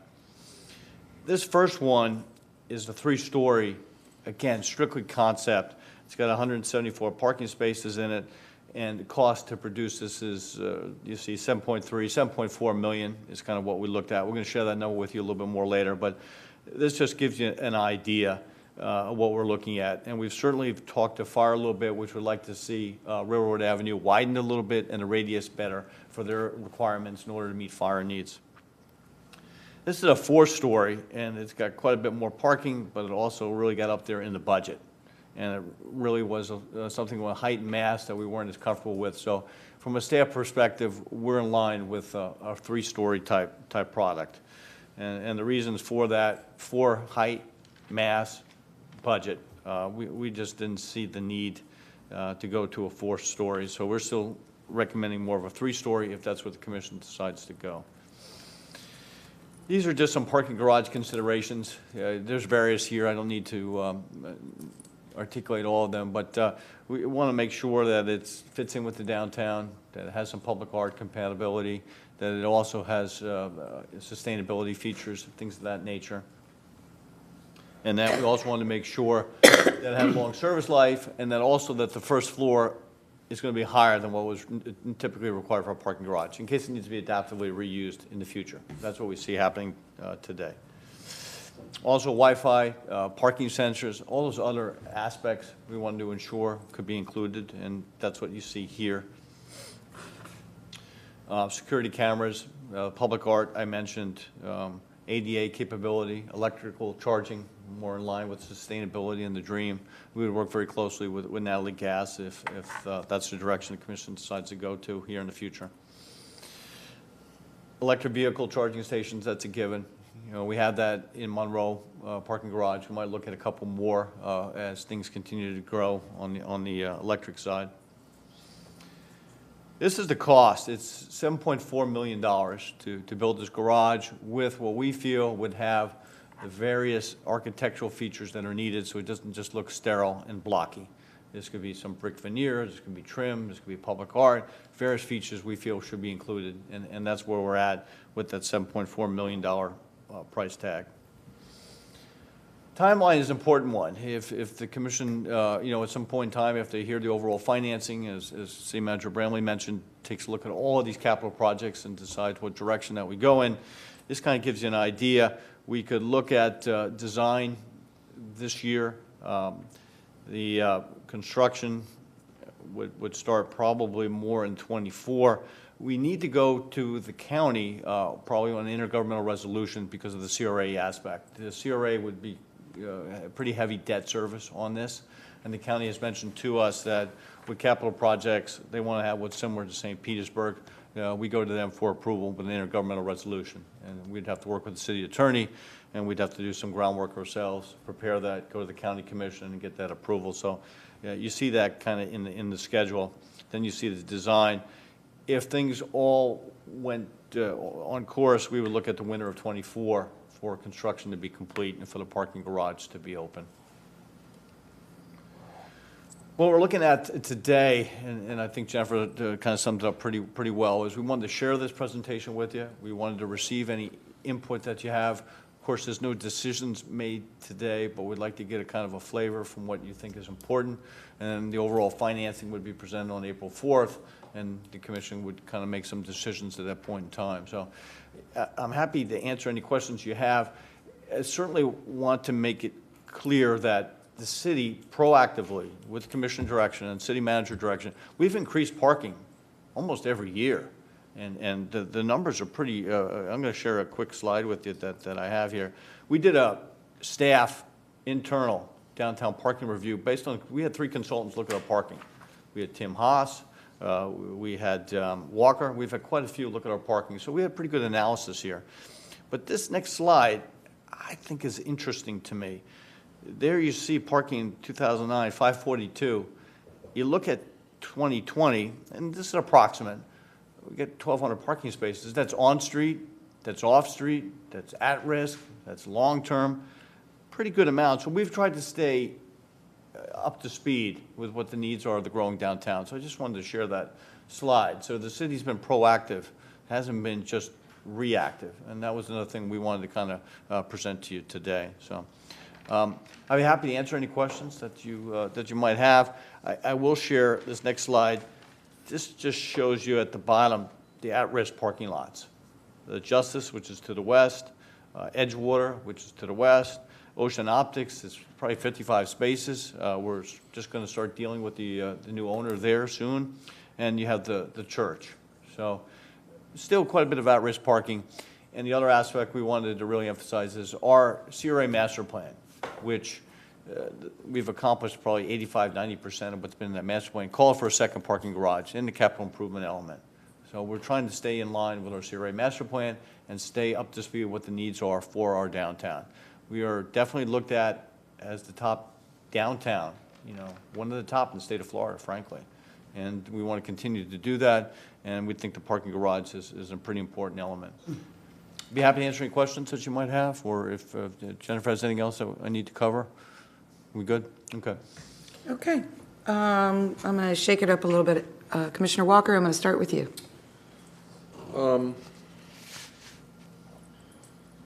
So looking at slide 14, budgetary summary, with regards to estimated cost and proposed funding. Yes. My understanding is that we have budgeted $4 million. Is that? Yes, a great question, Commissioner Walker. I do have Finance Director Les Tyler. You're right. Currently, what's in the budget is 3.7 of Penny and the 2.5 of CRA. And we were looking at another 1.2 million of Penny in order to make that difference up for the 7.4. Jennifer, maybe you can talk a little bit more, or Les can. But yes, you're absolutely right. That's what we're currently in the budget is 6.2. Okay, so 1.2 from Penny. Yeah, so total of, 4.9 of Penny, 2.5 of debt taking on debt with the CRA. Got it. To get to 7.4. Sorry, I should have broken that up a little bit for you. Okay, all right. No, that's, I have no further questions on that, Mayor. Okay. Well, I can tell you, I agree with the no fourth story, if we do this. Yeah, so thank you for that. Yeah, sure, certainly. The other thing that's important, if I may just segue, it's important, what I have found is if it's just a self-contained parking garage, they don't do as well. They need to have a little bit of surface parking on the outside. Why Honey Lane is so important. People just need to see it to feel it. We've seen some stuff done in Clearwater and some other places. It looks so nice, it almost looks like an office building, that people tend not to realize it's a parking garage. So I just wanted to share that. So I know that you said 7.4 actually makes it look good. Does it really make it look good? I mean, do you feel comfortable that like that number doesn't grow to 9, trying to make it look good? No, I don't. 7.4, it'll look good. We just don't have an amount yet for the widening of Honey Lane and the radius. So that amount would need to be included. We do have a pretty good contingency, so we think we're in pretty good shape. But no, this would be a good looking, this wouldn't be a sterile precast type garage. That's not what, we know what the public and what the commission would want, and that's certainly not it. We have too much great value in the downtown to do something like that. And at one time, we had talked about being able to do shops in there or something, but that's not really, it's not big enough, is it, or? That is not part of the plan. We did initially take a look at a restroom area or a retail aspect. We certainly recognize with retail, it can be a little bit cumbersome for a public entity to manage and to have turnover, so we tended to go away from that direction. But it was a little bit contemplated in the beginning. So 2 more questions. One is the setback issue. Mm-hmm. Like you had in here about us potentially waiving our setbacks. Explain that. Yeah, I don't think we need to do it. The current property is zone DC, downtown core, and it has certain requirements for setbacks and stepbacks. If we go ahead and just change the zoning, which we probably would do to MPL, municipal public lands, the city has ultimate flexibility on that. But I don't think we're going to need we'd want to change it to MPL, but I don't think we need to get away from our requirements. If we did, it maybe just be a couple feet. Yeah, because again, my concern is we yell at everybody else about not building Yes. boxes to every corner, and, I don't want to be guilty of our, No, I think Commissioner Free, these garages typically are very long-lasting, so we'd want to make something that looks pretty nice, so, yeah. So my biggest question, and I asked this to Jennifer, but I don't think there was a time to respond, is, and I know you can't give this to me today, but the whole issue of really, what are our day-to-day stats for parking? What are our peak times for parking? When are we having our problem? Like, I think that it's really important for us to kind of see some of that laid out. My understanding is we haven't really done those kind of stats since pre-COVID, but maybe I'm... Yeah, we did a little bit. I mean, anecdotally, probably not to the level that you're looking at, Commissioner, but we certainly know, and too, Friday, Saturday, Sundays are a busy time, especially in the evening. We get crushed. The special events are big. The Blue Jay games are big. Any festivals that we have downtown are big. Are we going to have vacancies and holes during, Monday night, Tuesday night? Yeah, it's not going to get as utilized. But those other times are extremely busy. And in a weekend, trying to get a parking spot can be very difficult. But we might have, we lost some stuff at the cyber attack like we all did, but we might have some numbers on the Monroe garage on the weekend. I need to see if we can recover some of that. So we did the windshield survey, looking Windshield, at... yes. Yeah. Thank you, I'm sorry. You're welcome. Looking at the that Old Baptist Church lot, the garage, and really all of the lots. And that was, I think, 2019? Yeah, Danny was with Danny. Yeah, right. Craig. I think that if we can provide you, if we can get that after the cyber attack and provide that to you, I don't think that it would change that much. That was pre-City Hall starting? Yeah, yes. So, I mean, let's see what we can get for you, Commissioner. Yeah, don't know. I certainly look. Obviously, Jeannie Garner's listening right now, so she's probably doing the super sleuth. I mean, I inherently know, it's, Yeah. it can be a struggle at times, but typically I find a place eventually. But, I mean, I have to ask this question, like, Yeah. where did all those people at Mardi Gras park? I mean, there was like a sea of people. You have to wonder, where do they all park? I mean, Just to curious. chat a little bit about that too, because that question comes up time and time again. And obviously Gateway is really important because Gateway, that parking lot was packed. And of course, our Wood Street lot was open. They were parked all the way up and down wherever they were available to park. I mean, as you know, I live on Wood Street and they were parked all the way up my street. Did you offer up your I did. I sold spots on my front lawn. No, I didn't. So all of those lots, Ocean Optics obviously was where the VIP tent was, and it was in use. All of the lots were full, and they were parking all up and down streets, throughout the city. Somehow they managed to get here and populate the city, but I'm not sure if the remote lots that we'd set up were open. We can double check on that. But that said, now, the First Presbyterian Church has a lot of spaces and they rickshaw people in. So a lot of people were parking on lawns and, same with the Blue Jays, they're selling spots. I did hear that was happening again. So somehow they all seem to find spaces. Yeah, I guess I just want to have that overall picture of, where the problem really is, in terms of what we're trying to fill. Obviously now we've opened our lot. For a while, it was just, Gateway, because ours was closed, but now we have both. But I think it's important, like, it's just, I really kind of don't want to build a garage there. I really don't. So I'm just trying to understand where the need is so that we don't end up with a white elephant, so to speak. So Certainly. that's kind of my thought process. So. No, certainly. Just picking up on what Jennifer was saying, Gateway goes, Ocean Optics goes, some of these other at-risk lots go. So we're trying to get ahead of the game. Sure. And that's really what it comes down to. Are there going to be points in time where the garages are not full? Yeah, no doubt. Yeah, no, I understand. I just kind of, if you guys can lay that out for us at some point, that would be. Yeah, I got to see if I can recover some of the information. We'll take a look. Let me make, if we can't recover it, we're going to need to circle back and find out a different way to get you that information specifically. I don't think we can do the same windshield survey that we did before. It was very labor intensive, but perhaps we can take, as an example, our garage, Wood Street. Mies Material, some of the lots that we have, and give you an example of when they're. And I do think you have to add in to the factor when you're looking at it, I mean, and for you on the subject, is that our tourism is increasing exponentially since 2009, since pre-COVID numbers. I mean, No, we're a hotspot. exponentially. Yeah. The airport numbers have blown, and they're all coming by car. So Excuse me, yeah, I've seen a tremendous influx, as we all are, people coming in from other states. Florida and Texas lead the in-migration, and face it, Dunedin's a great place to live and quality of life, so, yeah. Yeah, I will say, Visit. working on the ferry, we have never had a busier February than we've had this year. Yeah. And had over 400 guests yesterday, 90% of which I'm estimating were out of the area, so. yeah, that's what's happening. So Yeah. it's definitely not going to be reduced. It's only going to be bigger.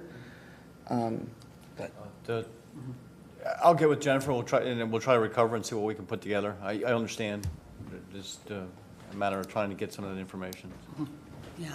I do go downtown, do takeout, so maybe I'll just be jumping in and take a look at Do the you have parking. any idea how many people really Uber? I mean, or is that just so hard? Well, They Uber home. They don't Uber And they down. leave their car, yeah. Yeah. I think it's a great question. We do have rideshare locations out downtown, and Yeah. I couldn't tell you how much they get used. Certainly, we were looking at one at the Gateway, which would be put in place too. So it's a good question.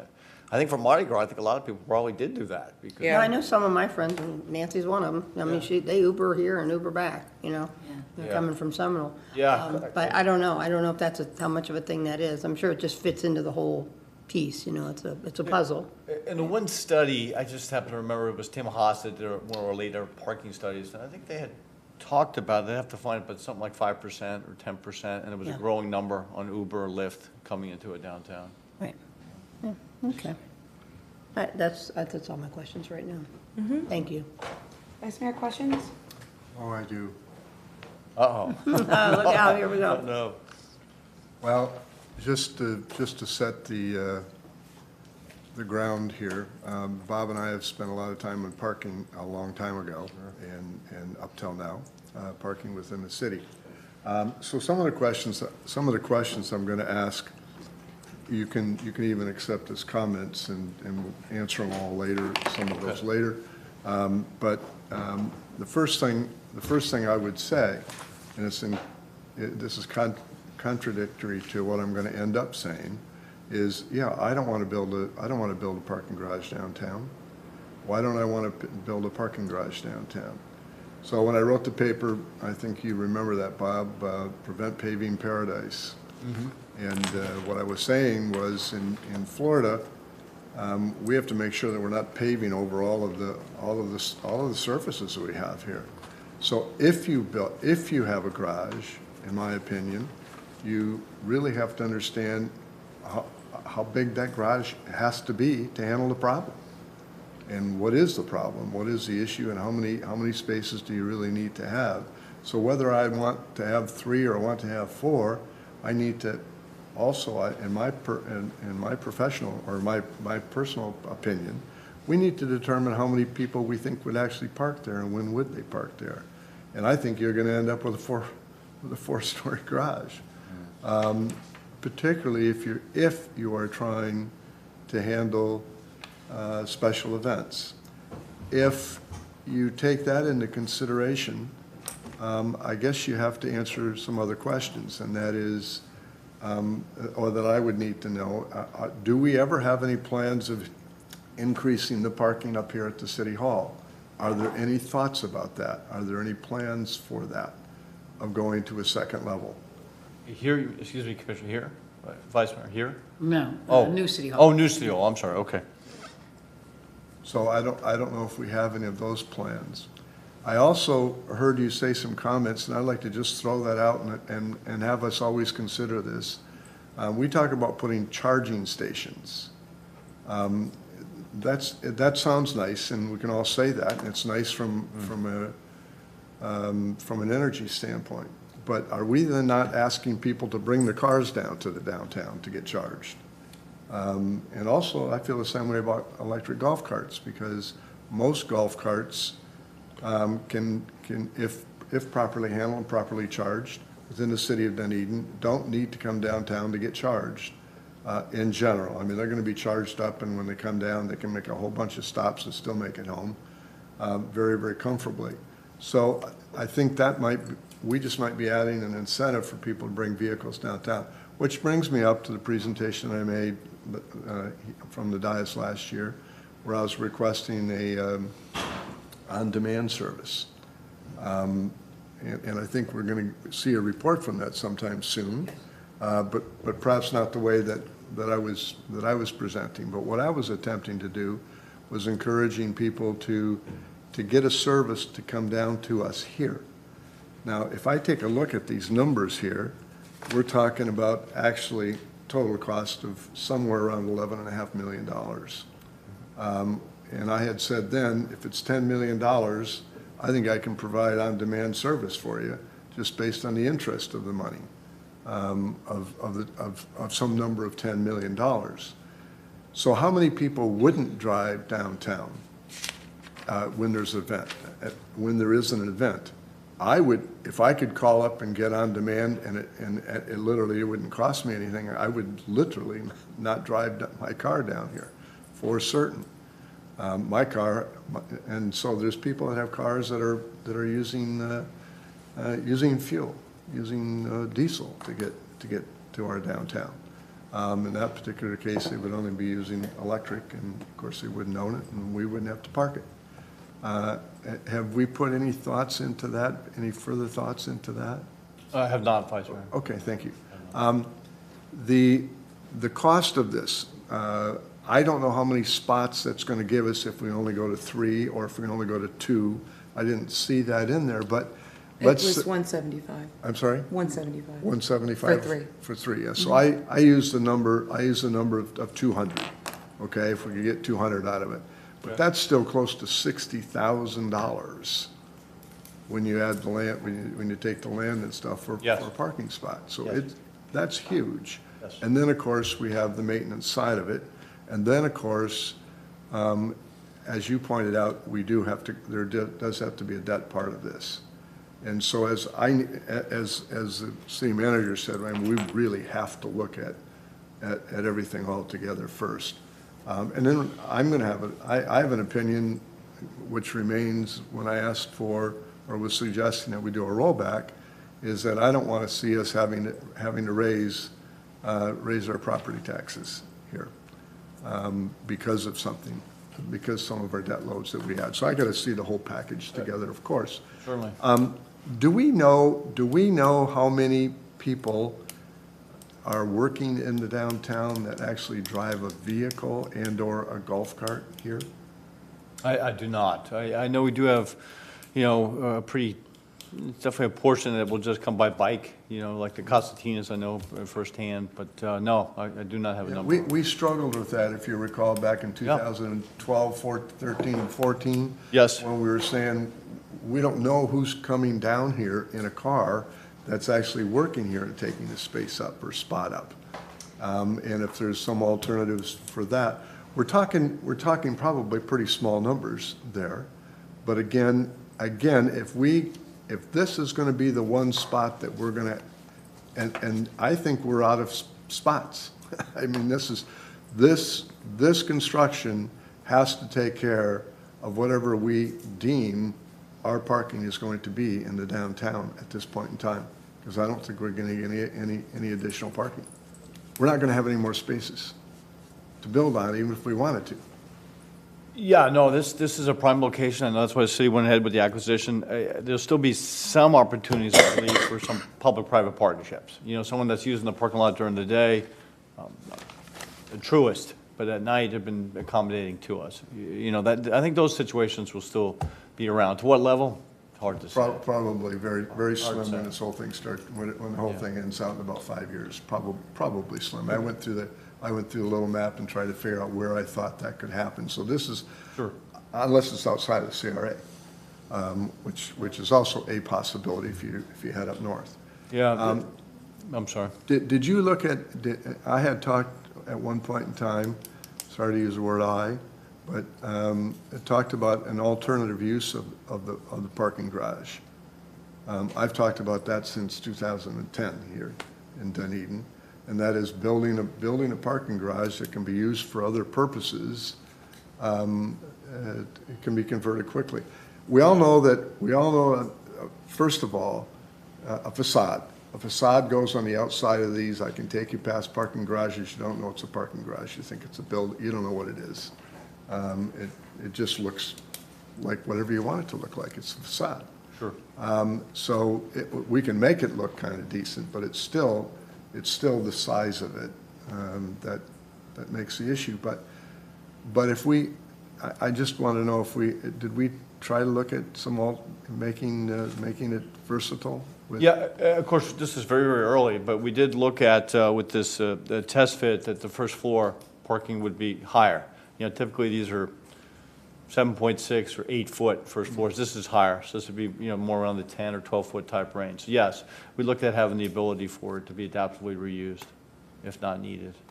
Because I think that if we build this building, again, if we really look at the count of how many people we think has to come into this, we cannot handle special events with parking down here. We have to find a better solution than this parking garage isn't going to answer that question for us. Yeah, I'm just going to pick up on City Manager Bramley, and Jennifer led the charge here for remote parking lots. We have one at Achieva and one at Curtis Nixon, but they haven't really come to fruition yet. Right. We've talked with the Jolly Trolley and things like that, so they're there, but they haven't quite hit their mark yet. But I think there's something we're trying to get in place. And the church? Yeah, I'm sorry, in the first place, yes, of course. Can I just jump one question? When you said that with the remote lots, Yeah. I think you might have said, like, we don't know?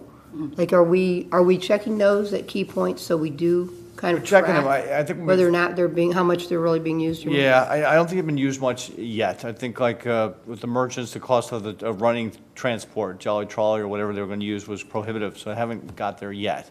Yeah, I guess what I'm asking about, Yeah. is somebody assigned to kind of monitor it versus Yes. we think Yeah. it's not? Yeah. Yeah, oh yeah. So Okay, if that I was my may, only, thank you, John. with the remote lots, in concept, it's a great idea, but for the fact that as we exited COVID and reinstituted our events, there's a lot of pushback from the promoters in terms of, we need to, seed some additional funding and that type of a thing. So I think that we're in a position right now where we can talk to the promoters about those remote lots. About requiring it. Yeah, in the future, right. yeah. Because they would have to have the Jolly Trolley, and there's a lot of Right, discussion about, well, because- do we charge people to, Yeah, because you're not looking for this garage to support special events. No. right. And I think That's that. not what it's there for. Right, exactly. But I think actually the It's a bonus, catharsis but it's not there is for for using those remote lots is going to be when Gateway shuts down. Yeah. Because, that's a lot of vehicles. And also, one other lot that we've been using is people just kind of gravitate towards the hospital lot on Victoria and Orange. No, I'm sorry, Victoria and New York, right? Virginia. So- Virginia. Virginia, New York. But that, even for the golf cart parade, everybody and I don't know if we had formal permission for that, but it wasn't our event. But, there are a lot of people parking on that lot as well, and that's completely at risk.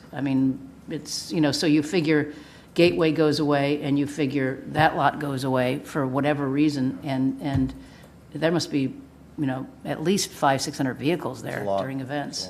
So, it'd be a problem. That's when we would require the promoters to provide the remote lots. I don't know what the heck Clear Sky's going to do when Gateway goes away.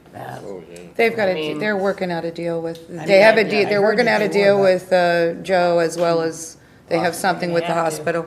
Yes, they have Yeah, some they cost. do. They have a two-pronged, Good. Yes. I heard they were, but then I heard it. okay.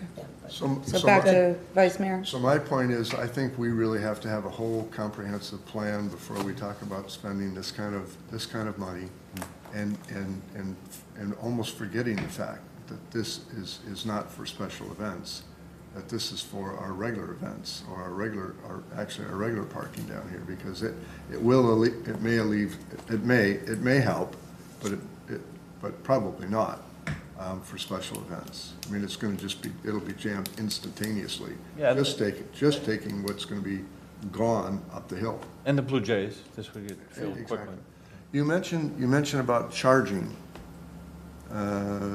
paying at certain times. Is that in a plan that you? No, I had mentioned it in the PowerPoint there, that it's just an option. If there, I think there's some special events that are charged, it's just an option if that's where the commission wanted to go, to recoup any types of dollars to help with the overall maintenance of it. That was all. By the way, before we walk away from it, I asked about the alternative use of that parking lot. You remember my thing about Miami having that garage where they do black tie events in it and things like that. And/or it's used for something else. I mean, it certainly can be. But did we look into any of that for this project? No. It did not. Okay. You know, I think what you were referring to is Lincoln Road, Miami. You know, they use that garage as an activity type center and they have some events in there. We did not get to that level at this point in time. Strictly, we're looking at adaptive reuse with the first floor higher. But yeah, that would increase cost, but certainly then could be used more, for sure. So just for everybody here, when I'm asking about the employees, where they're parking, that was a big issue back when we were looking at this, and we couldn't come to grips with that. And we did find out one thing, and that is that we did have a relatively large number of employees taking up key parking spots that we just weren't aware of before, when we started looking at this. Yes. And so that may also assist in alleviating, if we can figure out how to necessarily do that. We use the word jolly trolley, but again, if there's a plan where we have on demand, and we can realize that somebody has to pay for parking. There is no such thing. We got signs up the street that say free public parking. There's no such thing as free parking anywhere. Somebody pays for the parking. And so I think we really need to have a comprehensive plan, understanding the parking and the needs sometime out before we try to come to some conclusion. I would like to see more of that if we can. Yep. Just as a comment in regards to your Friday, Saturday, Sunday afternoon parking perhaps, and special event parking being two different types of animals. And I think that from staff's perspective, the way that we're looking at this parking garage is really as an answer to Ocean Optics. Because when we did the windshield survey, the most used parking area in the entire city was Ocean Optics, and it's at risk, and it's going to be developed, and it's out of our hands entirely. And this, given its proximity to Ocean Optics, is the answer to that central Main Street parking availability, I think, is crucial. Because as I said, it's used by golf carts, it's used by, just our residents coming down to downtown, and everybody heads to Ocean Optics when they come into town because it's so convenient. And that's really how we're looking at this garage, not necessarily to address special events. Well, and the cost, as time goes on, getting rid of the leases. Yeah, All of them, yes. And I can, just my own little windshield, if you know me well, I play tennis usually on Tuesdays maybe. And I take out. I go to Cafe Al Fresco quite a bit, and I'll tell you that lot's always full. I'm there around 7 o'clock, 6:30, 6:45, full, completely full. Even the side part in the back. Almost always full every night. Which lot are you talking about? Ocean Optics. Ocean Optics. Yeah, oh, yeah. Yeah, I'm sorry, Ocean Optics. And I was just picking up on what Jennifer had said. Once that goes away, you're definitely going to hear a little bit of an outcry. And I would tell you the other option too is what we're learning is. It used to be a time where you could do these as a design build and you get them built pretty quickly. That's just not the case now, trying to get concrete supply and materials. So you're looking at a 2-year type window in order to get some of this stuff going through all the process that's needed. So just wanted to share that. I noticed that the December of 25, Yeah, and, I know. And of course it goes out, so it's at least 2 years away. And some of these things are going to start drying up right now, so we understand that. So. Yeah, just sensitive to timing. That's all. It used to be, back in the day, you could build these for $25,000 a space. I'm just talking about construction. Yeah. And you could do a design build, and you probably get this thing done in 10 months. But the environment today is very different, as you all know. So. What do you suppose the maintenance on a building like this would be over a period of, say, 20 years per year? Yeah, we use the number in the staffing of about $45,000 is what we're using, which is a general fund, 45K. Since we're not paying taxes on it, that helps quite a bit. We're paying $500 a space on Monroe parking garage. In the garage, $250 on the surface. So we use the number of $250, which we think is a decent I number. thought that was a little low, but I didn't have any, I didn't go and look, I didn't go and look at anything that would challenge me for that. I don't. No, I understand. We know we had gotten from HR risk a $10,000 number for insurance. So we're thinking $35,000 covers the rest of what's needed in there as far as electricity, utilities, and things of that nature, and upkeep. But I can't say that without, there certainly could be a little bit of a latitude there. Commissioner Gao, questions? Yes, ma'am, thank you. For the design, Yes. we have the elevators at each end. Is it possible to have the elevators in the middle of the garage? And my reason for that is because we allow 20% above the last floor for such things as elevators.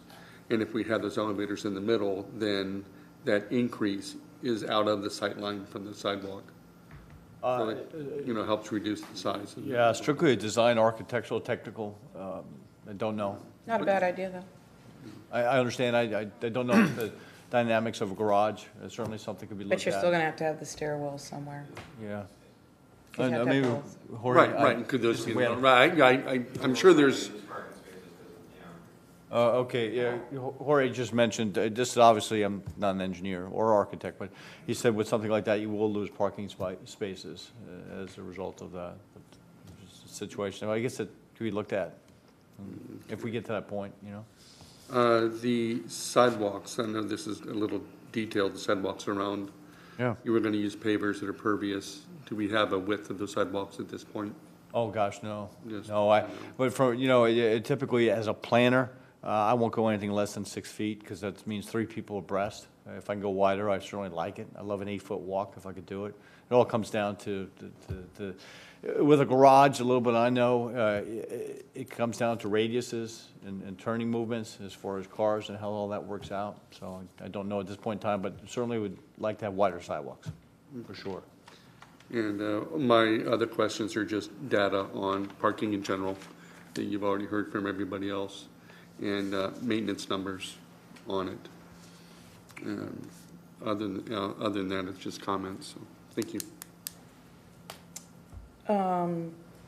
Can you put the slide up with the at-risk? Because we didn't get that. That should be included in this. Okay. There's your current at-risk. Yeah, parking so, lots there, and Ocean Optics is probably more around 55, 58 spaces Yeah. in there. So I see it's 41 plus, probably around 58. Do we have an estimated number of parking spots over at Gateway right now? Well, during the special events, and they certainly do the paid parking and stuff like that, I would say, Jennifer, you can certainly weigh in here too. I'd say probably it could be 150, 200 cars in there. At least. I'd say at least 200, Yeah, 200 with, arts and crafts, all those are big. So, yeah, it's going to be, and that one's been used that way for a long period of time. That's going to be a major, that and as Jennifer mentioned, Ocean Optics, those are going to be game changers. Yeah, and I think that's an important number to put in the at-risk part too. Sure. Because that actually provides a real good transition from where we're currently at to where we need to be, because that's a big number of parking spots. I agree, and it's even for some subtle things. Mr. Kokolakis was very kind. He did have paid here for Mardi Gras. He'll do paid for St. Patrick's, but he also allowed Halloween to be free, and it was really got used quite a bit for Halloween downtown. So, yeah, and arts and crafts, they eat it up. I just want to clarify, when Bob says paid, they're Going taking to a money at charity. right, and it's going to a charity. Oh. It's not paid parking per se. Yeah. Thank you, Jennifer. Thank you. Thank you. I survived. That was the most difficult. That was the most difficult time in my career here. Was that one? So thank you for that. Oh my. Yeah, I don't want to see Facebook traffic. Thank you, Jennifer. Well, and if you're coming back with information, I think understanding cost to build versus the leases that we're doing, or not even cost to build, but maintenance versus the leases, would be important to see. But I think you can take the information of the last parking report and just know we've increased exponentially. I mean, I don't think you guys have to go do a whole new study. I really don't. I mean, that's just my opinion, because, I mean, you know, let's not forget, paid parking, its implementation was all about at-risk lots and needing to build a garage. So here we are.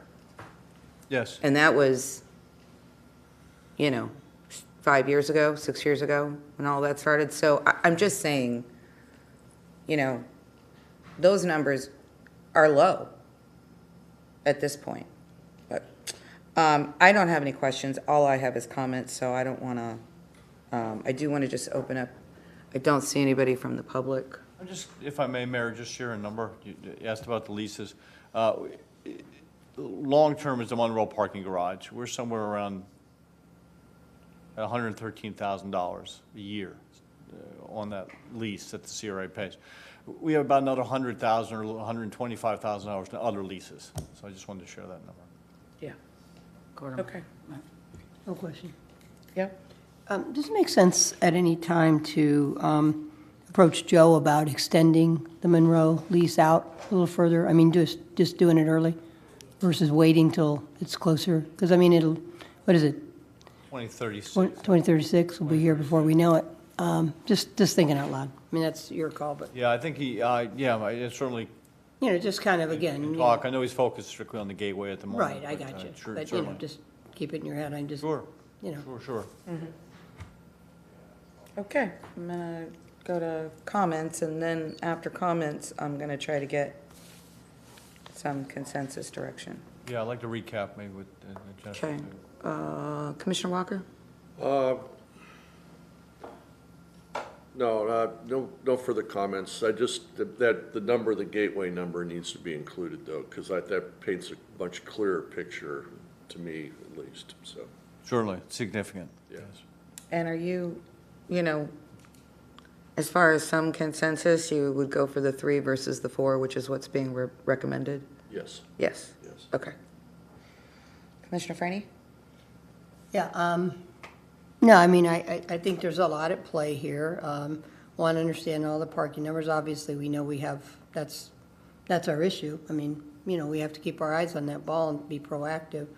You know, clearly I want to see everything because I'm a big, you know, advocate of the pool, and what we do here is, you know, just the timing of how we do everything is going to impact other projects. So I think it'll be important to see the finance plan, see how it all lays out, see how the pool lays out. You know, because at the end of the day, we'd be spending $7.4 million for 106 spots. I mean, that's a lot of spots in Dunedin when we look at what we pay. Yeah. 106? Well, 106 additional to what we already have now with it being a surface But lot. it'll be 170. 174, but it's already 68 right now as a surface lot. So. Right, but when Ocean Optics goes away.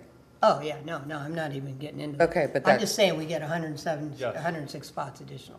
Yes. Yeah, I mean, If- so we'd still be well over. If I may add to Commissioner, just something came to mind. One of the things we were trying to do is the CRA expires, it sunsets in 2033. So one of the factors was an amortization debt service type schedule too. So that was the other thing that was running through our Well, mind. and the commitment in the CRA document that we would build a second garage. Yeah. That was the reason they extended it the last time. Yeah, I mean, I just, you know, some cities, the standalone garage thing is kind of going by the wayside. I just want to be careful. But again, I mean, I know parking. I mean, it's an issue. So I guess we'll wait and see what everything comes together as, and those are my comments for now. Any final comments? Yes, I do. I made some of them, but I would like to go over that again. I would really like to make sure that we're looking at this comprehensively. And we talk about Joe's lot up there, but of course, he's gonna have parking spots there for us to use at that location. But meanwhile, while that whole production is going on up there, we're not gonna have any place to put any of those vehicles, of course. Right. But if we just lose these that are listed on here, that's pretty much what we're gaining if we go up three stories. And I would like to see, I think we're gonna get a study quite soon here, I think, about, that might even include some on-demand capacity or capability if we ever wanted to test that. And seeing if we can't really become the Dunedin, the city of the golf cart, and, or whatever we want to call that. But in an effort to get people to come, our own local folks to come into our city, without taking the car here. As evidence, I mean, I made comments about making this not only a relaxation place, but also the place where you can park your bike. This is where you come to park your bike, because you can go this way or whatever you need to do, but you can park your bike here. So we have a bike parking place. Again, the concept is trying to prevent people from taking their cars to the downtown. No, I understand. I think it's something we need to definitely emphasize, but obviously, we can't get everyone here through a golf cart or a bike. You know, they're going to come from some other areas, and that's trying to accommodate. But, and I think when we see, if we, I don't know when we're going to see something. Do you know when we're, city? Vice Mayor, are you referring to the golf cart study that we're doing on infrastructure? Yeah, where you're doing the, between the parking garages? Or Oh, the looper, yes. The looper. So those proposals were due in December, and right now we're evaluating those proposals, having them come in and present, and then we'll present our final choice to the City Commission. So we're in the final stages of the looper. And we have set aside, I believe, $300,000 to address that as well. So that's what I'm referring to. Oh, I see. And not that it be a looper then, but it would be also an on-demand concept. And I really think we really need to look at that. And we just have just so many spaces we can put in here. Whether it goes 3 or 4, I would really like to see what we really feel the numbers need to be for that spot. What should the numbers be? And then we can decide whether, oh no, but we don't want to do that. We only want to do 3. Well, then that's another question. But it would seem to me that if we're just answering the question of we need more parking and we need the parking, we would need to have 4. We should do the maximum that we could do down there. And I think, Mayor, may I, Vice Mayor? You did ask a question then, and we did not answer the question, and that is, are we planning on additional, or in the future, would we recommend additional parking garage on the Wood Street lot? And the answer is no. We are recommending, if we move forward with this parking garage, that it be the only parking garage, but the CRA master plan approved by the county does show 2. So. Thank you. it's a little more central, you know, and that's why we're for that. And my final comment about this is that I certainly am, as we look at the entire package that we're putting together, the requirement for cash from our residents will be an issue for me if that is the case. Increasing property taxes. Oh, I see. Okay. Understand. I'm missing the point. What's your point? I think he didn't want to see taxes raised to go to, if I understand right. Because of the garage. Because To build of the garage, you mean? Not only the garage then, but when we look at the entire, we got to look at the entire financial package. Sure, And gotcha. so- Gotcha, I And just this is wasn't part of that, and so Yes, it is. Of course, the funding for this is CRA and Penny for Pinellas, so, but yes, certainly understand. So remember, when we do that funding, the CRA and the penny monies can go certainly outside of The garage, yes. the garage. Yes, it can. Certainly outside of the CRA, not the CRA, but the penny certainly. And he can, certainly, yes. So, yeah, you have to look at them all in tandem, understand. I think that's what Jennifer's saying, April 4th, you'll hear all that. Well, thank you for. The magic, we'll see the magic. Yeah. And I think one important consideration too is we wouldn't be talking about funding this garage if not for the fact that we reallocated $2 million to the Gladys Douglas property for the garage, as you recall. And so. I didn't hear you, I'm sorry. You remember that we originally had funding set aside for the garage, and it was $2 million to begin with.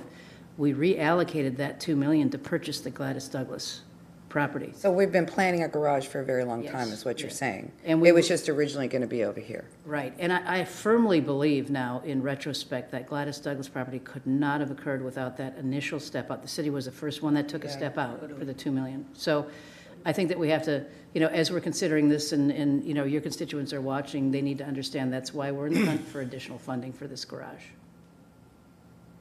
Yeah, and that 2 million leveraged 8 million more, and we have a Yeah. huge piece of property that'll be there forever. I think it's a great point.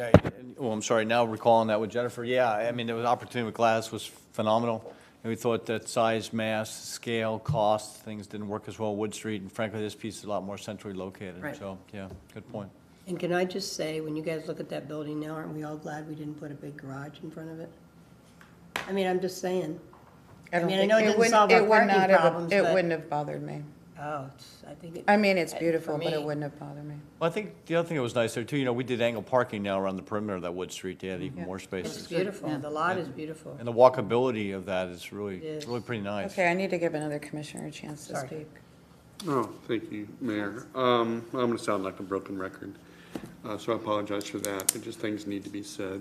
We spent $4 million on this lot. We're proposing 7.2 on this. We've talked, what is it, 500,000 on Meese, and we just earlier this morning talked about money for a brick street on Santa Barbara. That is millions and millions and millions of dollars, all focused on car infrastructure. And we spent little to nothing on other forms of transportation, although I acknowledge the complete street on Skinner, the crosswalks that we put in, I get that. But we don't have a parking problem, we have a transportation problem. And things like this would not be discussed today if the city and the county, because it's not just a city problem, it's a county problem at minimum, on the way we move around our cities and move around our county. And the idea that we are willing to just not throw millions of dollars away, but just spend millions of dollars without any consideration to lower forms of transportation. We talk about rollback in property taxes that will put tens of dollars back in our residents' pockets, but we don't talk about what we can do to get them out of a car payment, out of car insurance, car maintenance, and car fuel that has the potential of putting hundreds or thousands of dollars back in their pocket. And I think that's a better focus as far as putting revenue back in the pockets of our residents. I just can't speak loudly enough about this. It just drives me absolutely crazy. Let me see this here.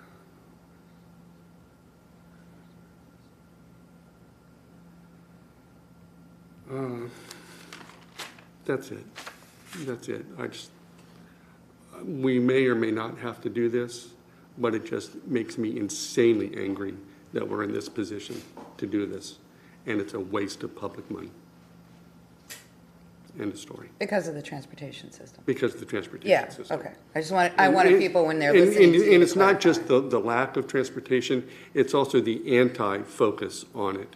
We get so much pushback on it. You've seen what happened to Greenlight Pinellas. Sure. And it's, Yeah, I worked my butt off on that. you know, in Hillsborough, it gets shot down in Hillsborough. So I don't know why people are so insistent on taking that public money away from it, but insist on wider roads, insist on better roads, so we have to asphalt and re-asphalt and re-asphalt, and all this stupid, stupid money that could go to better places, better forms of transportation. And the idea that we can build this parking garage and really not solve our problem. So we'll be back here in 5 years discussing, oh, we got a parking problem. Of course, and I know that it's long-term solutions focused on transportation, but they need to start somewhere. If you don't have the conversations, if you don't make the move, then it's always a long-term problem. And I know we're not Europe, but we could be.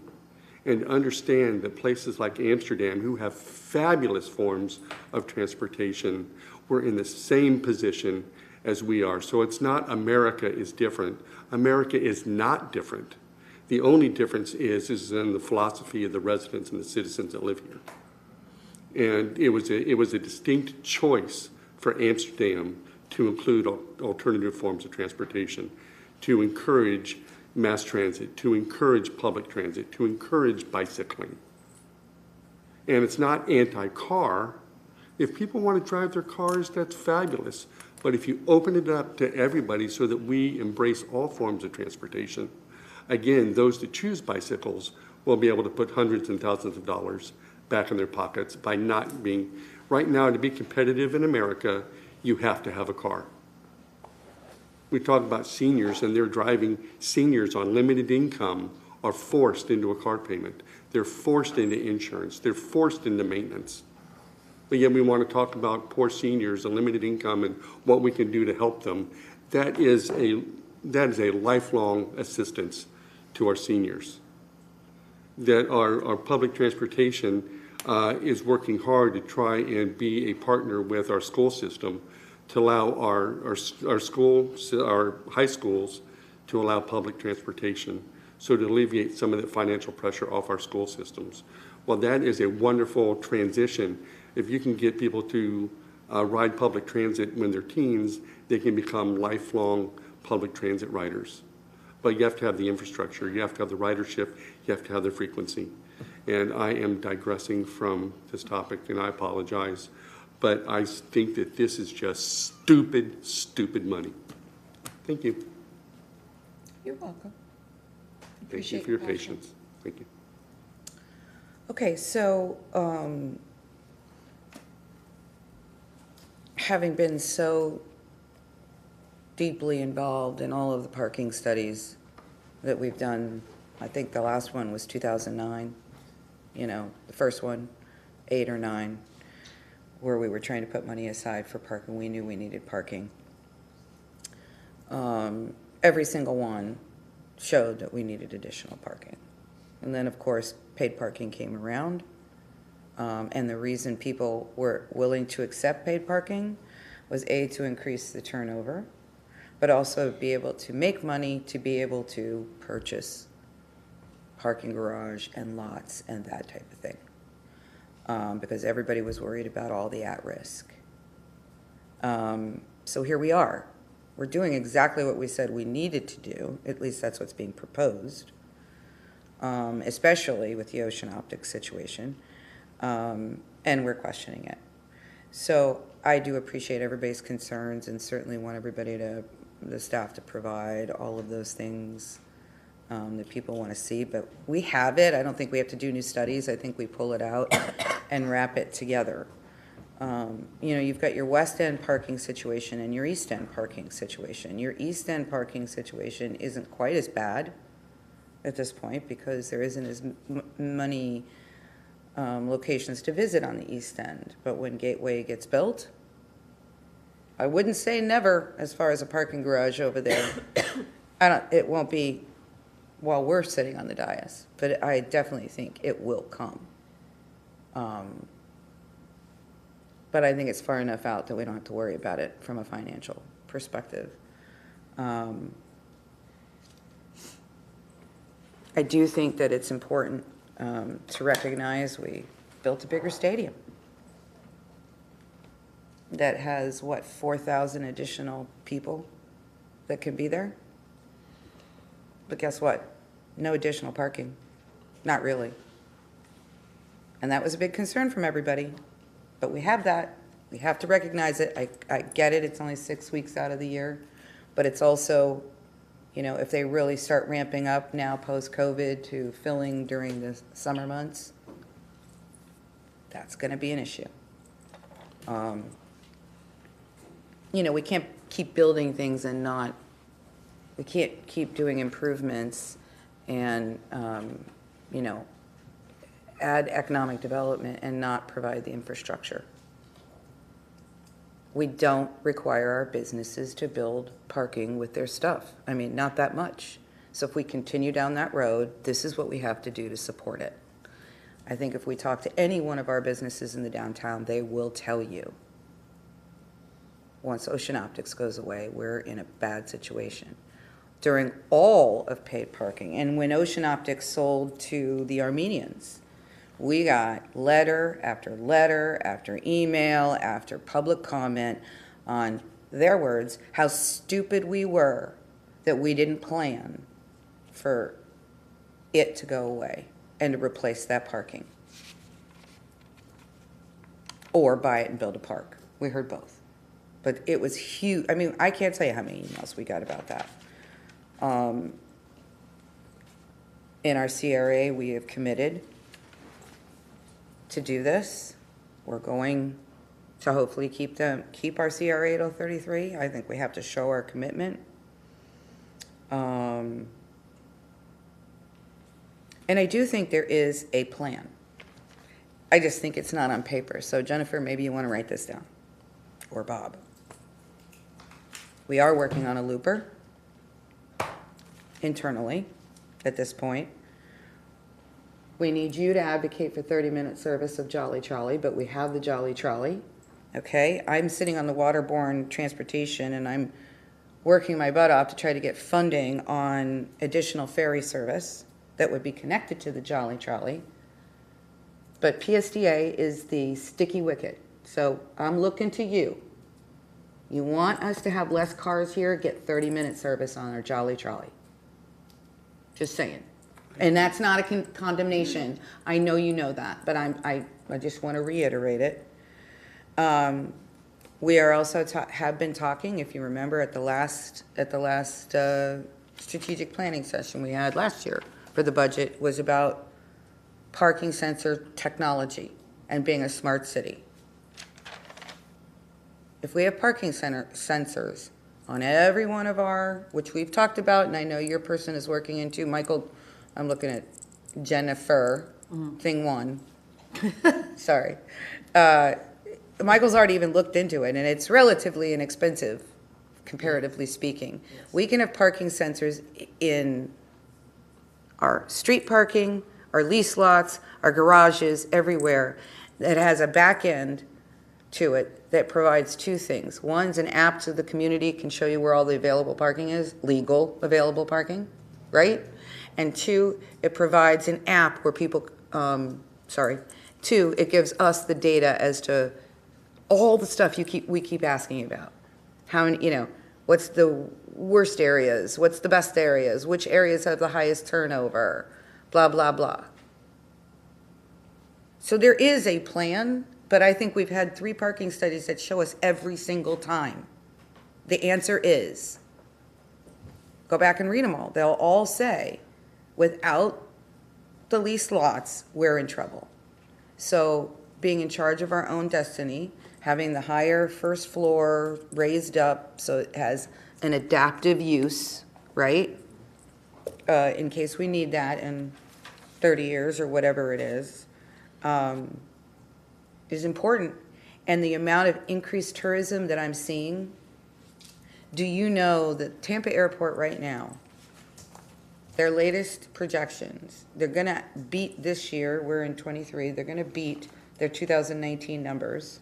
And in their 10-year plan, there's a 5, a 10, and a little bit longer, with the different airsides they're adding, they're going to be able to accommodate 70 million.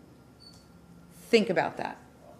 You want to talk about transportation needs, transit needs? It is beyond. St. Pete Clearwater Airport, same thing. They are exponentially increasing. It's the travel industry. Our bed tax money keeps going up. That tells you people are spending the money. It's more visitors.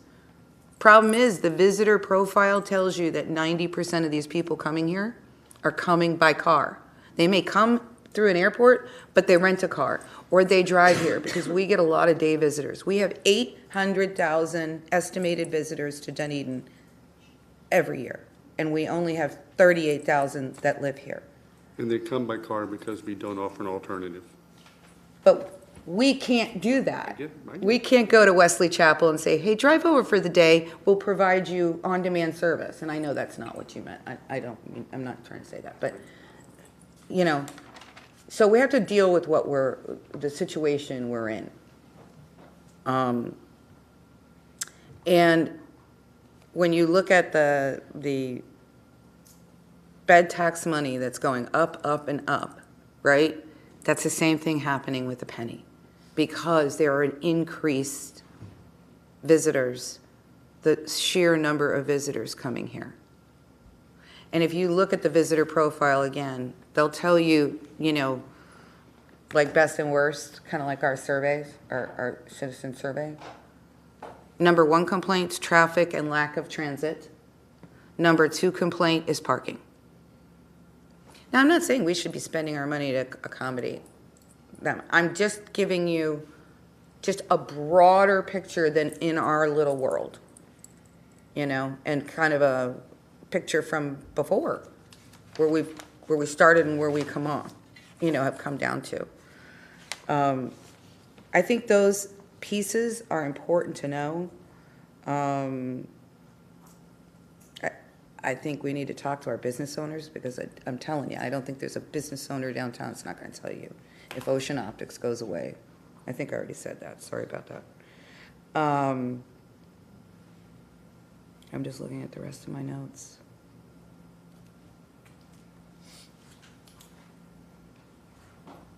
I think the garage is important. I think we've had 3 parking reports that tell us that.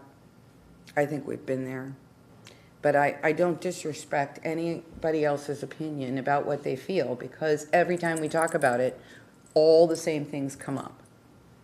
For me, I've just been through it too many times, and I know we need a garage. I know Ocean Optics is going to go away at some point, and I know we have to have control of our destination.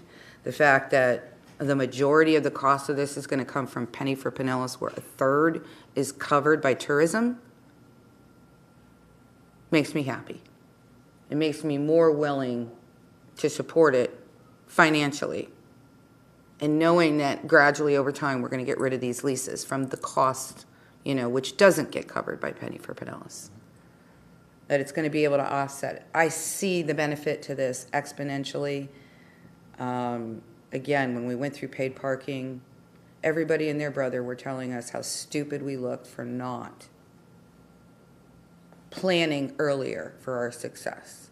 We are planning. And this is what we're doing to plan. And I totally support it. I was just going to say, without good planning, and Bob and I sat in the middle of that from a staff perspective, we would not even have that Baptist church lot over there, Right, you know? exactly. That was the kind of planning. And That think happened in about the early that. 2000s, right. And the nice I don't thing about it disagree. is it is off the beaten path a little bit. No, I like the fact that it's not on Main Street, this property. I know it's on Douglas, you know, but it is what it is. That's where we can get it. No, You know, so I think we have to, I don't think we have a choice, and I think we will be very short-sighted if we don't move forward. I know we have to see the whole financing plan. I totally agree with that and how it affects everything else. And I'm not even saying what this should be. no, Whatever you all think, yeah. sorry, Bob, but I mean, I'm just saying, I think we would be really not good arbiters of the future by not finally pulling the trigger. No, I was just going to say, understand, you know, there's various things that we need to provide and run down. I'll meet with Jennifer and go over, but, you know, I can't help but say this. What a great problem to have. We have the most active, vibrant downtown It is. around. We just got to figure out how it all works. Right. And, you know, picking up on what Commissioner Freeney said, yeah, years ago, we got beat up a little bit for acquiring that First Baptist piece. I negotiated that, and the church merged with someone else. That was $4 million, right? It was 3.9. And that was 20 years ago. It was a big number. Yeah. Absolutely. So, what a great situation to be in, to have such an active, vibrant downtown that we got to figure out how we got to get cars, how we take care of them, whether it's Yeah. multimodal or what happens. So. Right. And if you remember, when we were talking about the whole transit thing, we wanted that transportation engineer or planner, right? That's why we kept fighting for it, was for all these reasons. We've got the person in, just started, and now they're going to work. The looper, the parking sensors. They'll probably assist you with the trolley if you need it, and certainly me with the ferry. I mean, once all these pieces come together, we are going to have a very comprehensive look on top of the special event parking that you're working on, which is outside of this. So I do think there's a plan. I do think you might want to put it on paper, because people seem to forget about all those pieces that fit together. Yeah. You know, but I do think that's comprehensive. I'll have my one-on-one with Jennifer here in a couple of days. We'll go over this. A couple things I'm coming away with this is obviously we see some need concerned about costs, how expensive it is, concerned about just emphasis on cars, not other multimodal aspects, how it all works together.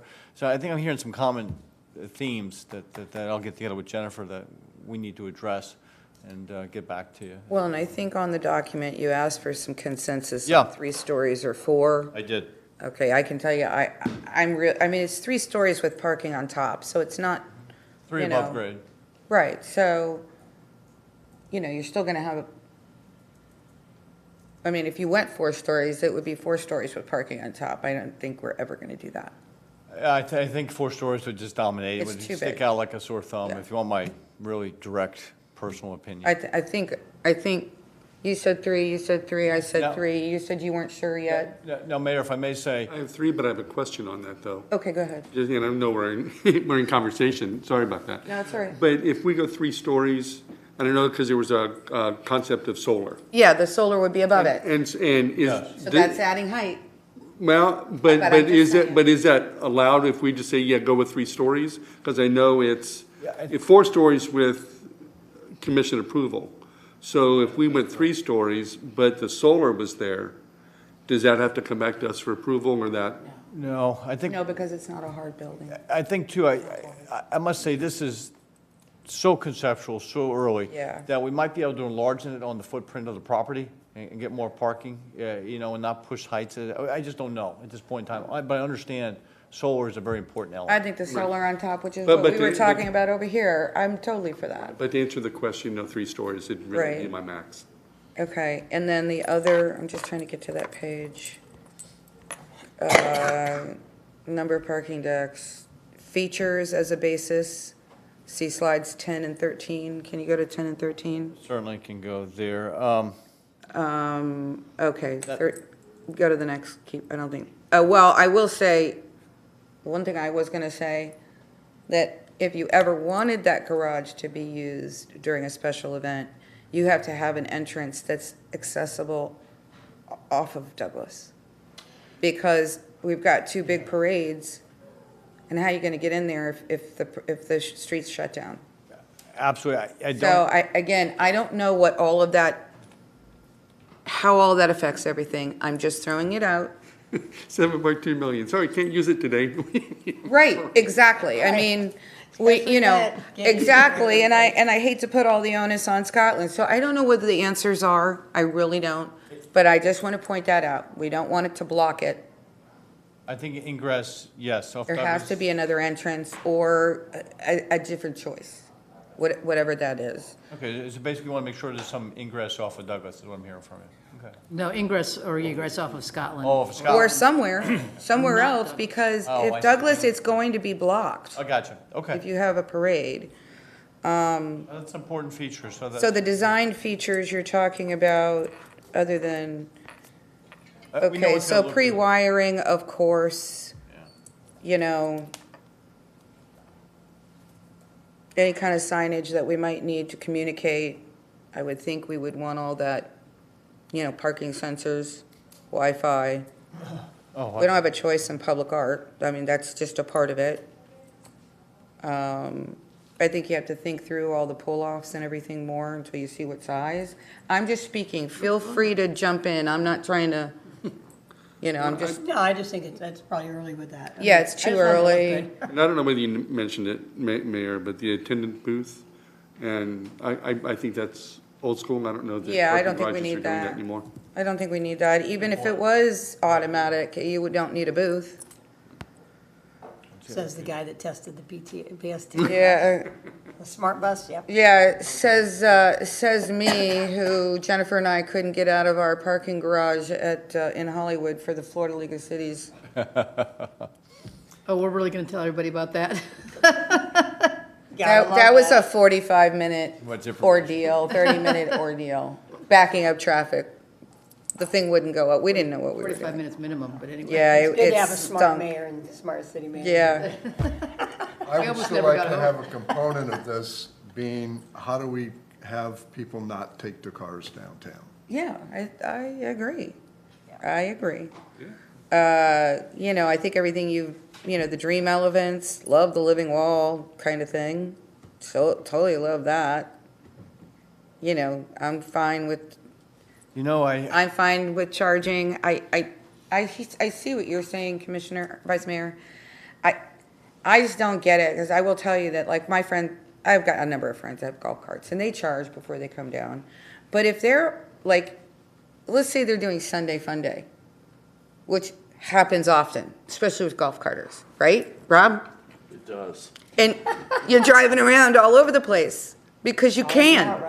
You find your little sneaky spots, right? And then you start to say, uh-oh, I need a charge, where can I go?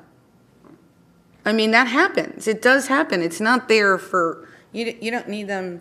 Well, and, sorry, hang on. We're working on the golf cart. What are we calling that? The golf cart? Infrastructure plan? Yeah. We are already in and that's coming sometime soon. So that's already getting looked at for more access, as well as where should and how many and what we should do. So there's already somebody studying it. So whatever that says and that we agree on is what we would do in the garage, I'm assuming. we could always, excuse me, just put in limited number, but pre-wire, you know? Yeah. We could just pre-wire it. And the other aspect you talked about, how do you get people to come downtown and not use their cars? There's going to have to be some type of incentive, you know, and that's where There has to be. That's where maybe the businesses need to work in some shape or form. But again, I also think that I have often said, when we first started the trolley, Jeff, we tried. I think you were trying to get them, the people that own Causeway Plaza, to make a park and ride there. We could. And then there was another place on the south side that we were trying to do park and ride to get on the trolley. They wouldn't do it. You know, I mean, there are ways to do this. We need, I have to think about this a little bit more, but there needs to be some type of incentive, and that's where maybe the businesses, you know. But that's where we need to work on too, PSTA to give us better, we have an on-demand service, Oh, yeah. but only seniors essentially use it through PSTA. Right. So how do we make that better? That's what needs to be, we don't need to reinvent that wheel. We our residents pay taxes for that. Right. So I'm looking at you, go make that on-demand service better. And maybe we can contract it. That's fine. PSTA is going to tell you, yeah, they pay taxes for it, but they pay taxes for how much, right? And it's right, what do we do with the price of that? What do we do? You know, it's complicated. Oh, I know it is. It's complicated. 9 years, baby, sat on that board, 9 years. So I totally get it. Thank you, Rebecca. Right. And, but if I could jump in about the charging, and if you're looking at that pre-wiring, if you could not make the pre-wiring for golf carts the same spots as charging stations for electric vehicles. Yeah, because that does, Because the golf carts are going to be solely, well, for the most part, local. well, yeah. But, and I heard the vice mayor's comments about local EV people using those stations for charging. There's no doubt there's going to be a couple that do that. Yeah, but they're not- But they're most gonna of be our charged. locals are charging at home. Yeah, That, for regular cars. right, they're built to bring in the people from the outside. Yeah. So I think you have the consensus direction based on what you asked, right? I think We go back to the, I think we covered, I'm sorry, I think we covered a lot of ground today. I'm sorry, John. I think that the most important thing is structurally 3 or 4 stories or levels. Yeah. Because that will impact the finance plan. So the other items are things that, you know, wouldn't impact that overly much, apart from that, you know, how big the building's going to be, and that will help us with the finance plan moving forward, so. well, and the last thing says willingness to waive certain DC zoning provisions with your purview, if any, or rezone and multiple municipal public land. I think we can go to municipal public land, but I think Commissioner Franny is right. We can't ask people to do things that we're not going to hold ourselves accountable to. Now, does that mean a foot or something, you know? Right. I mean, I do think we give some deference to everybody who has a foot or two problem, but I mean, Yeah. in general, I think Commissioner Franny, does everybody agree we want to hold ourselves accountable to what we hold other people accountable for? Oh, I wholeheartedly agree. Yeah. Which means we make it compatible. Yeah, Right. compatible. Different variations, but it's got to Yes, be compatible. And it doesn't mean there can't be a a small adjustment. Depends how small it is, and that's what you'll have to bring forward. But I think you're hearing in general, we would have a desire Yeah, to. the way I'm taking it holds the standard, but if we want to get 8-foot wide sidewalks, making things up here, Commissioner. Yeah, That maybe. we'll move it back. Maybe we need a foot or something. That's Right. what I'm hearing. And It- 8-foot to sidewalks would accommodate be a public- nice. To accommodate a public need. 8-foot sidewalks would be great, because guess what? If Casatina builds her thing, we want to get her to build 8-foot sidewalks so that it can carry forward. Yep. Or whatever the number Yeah, is. whatever number is. But do you see what I'm saying? Yeah, We want to no. encourage others to do the same. No, Okay. we covered a lot of ground. You got what you need? We got what we need. And then some, right? Okay. All righty. Thank you, Bob. Appreciate that. Okay, rules and procedures, that would go to you, Jennifer? So at the city commission meeting, the last one, excuse me, the city commission directed staff to come back with some recommendations in terms of city commission meetings. The issue was that Thursday night meeting is a little bit light because we don't have a lot of land development activity right now. Not a lot of ordinances moving through the city commission. You asked for an idea of how many people are watching Tuesday versus Thursday, and I think that you can see from the attachment, it's pretty much the same, Tuesday versus Thursday. And also, Mayor had requested that we provide a project list, if you will, coming out of community development, which usually drives that Thursday night meeting and the number of ordinances, and you can see that there aren't a lot of ordinances moving forward right now in the hopper.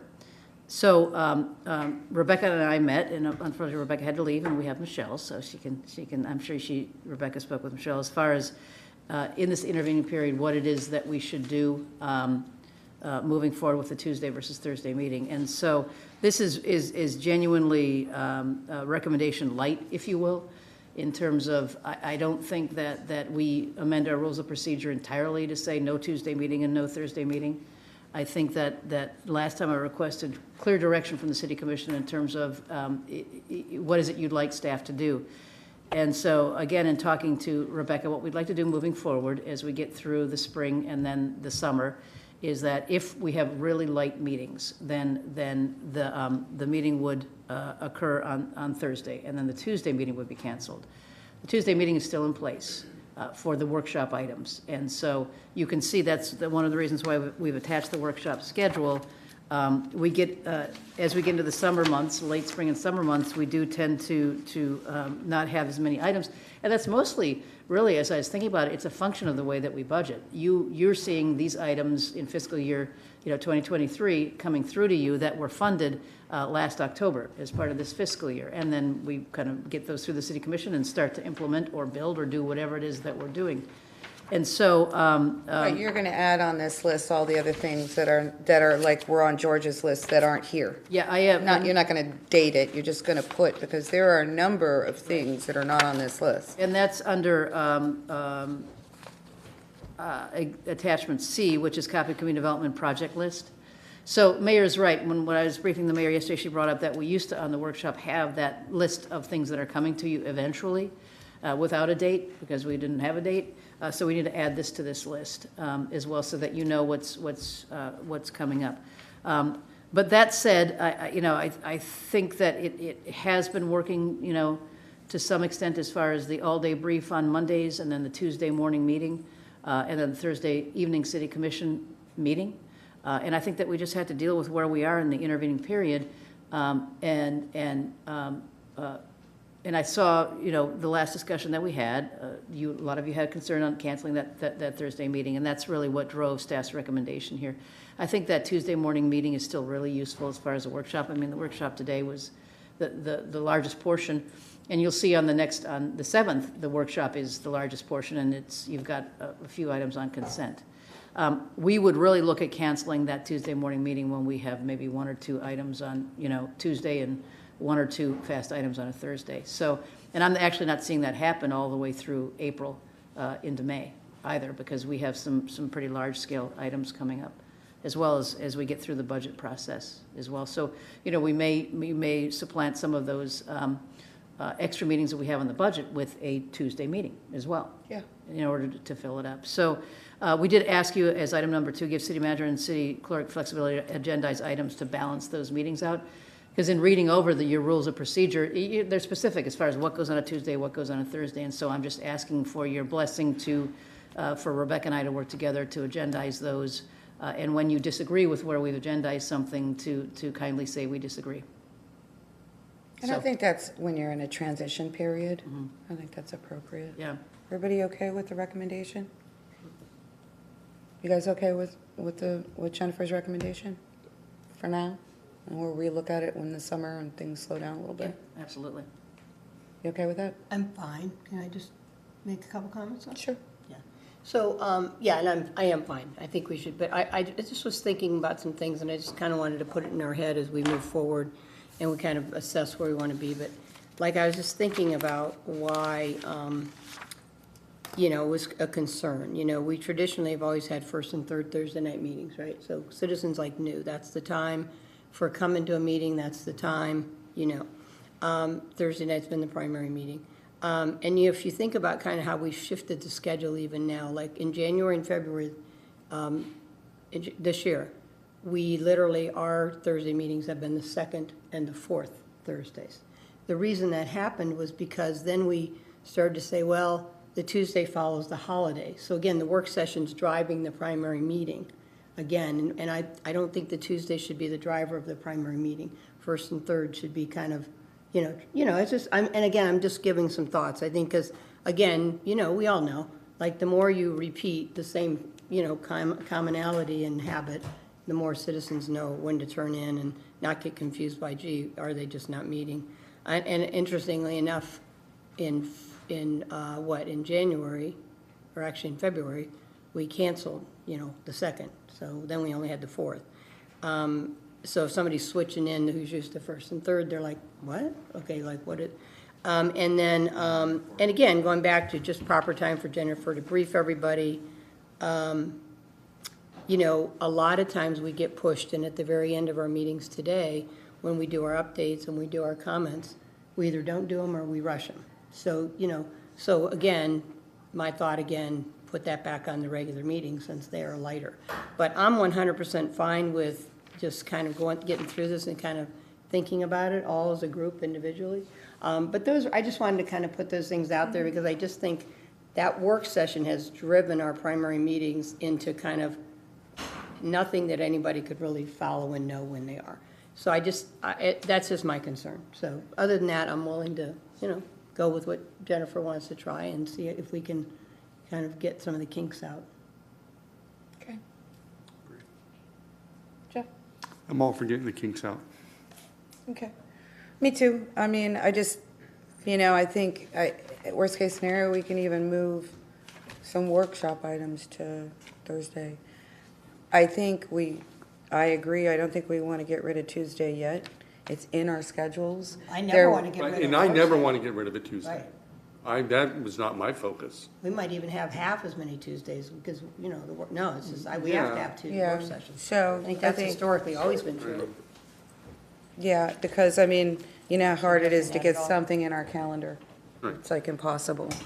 No, I don't misunderstand. yeah. That's never been that's And never been what I mean, for me, I will say to you, I understand that people are used to the Thursday, and I understand that that's the nighttime portion of when, people that work. But I will say that people operate differently today. It is not like it was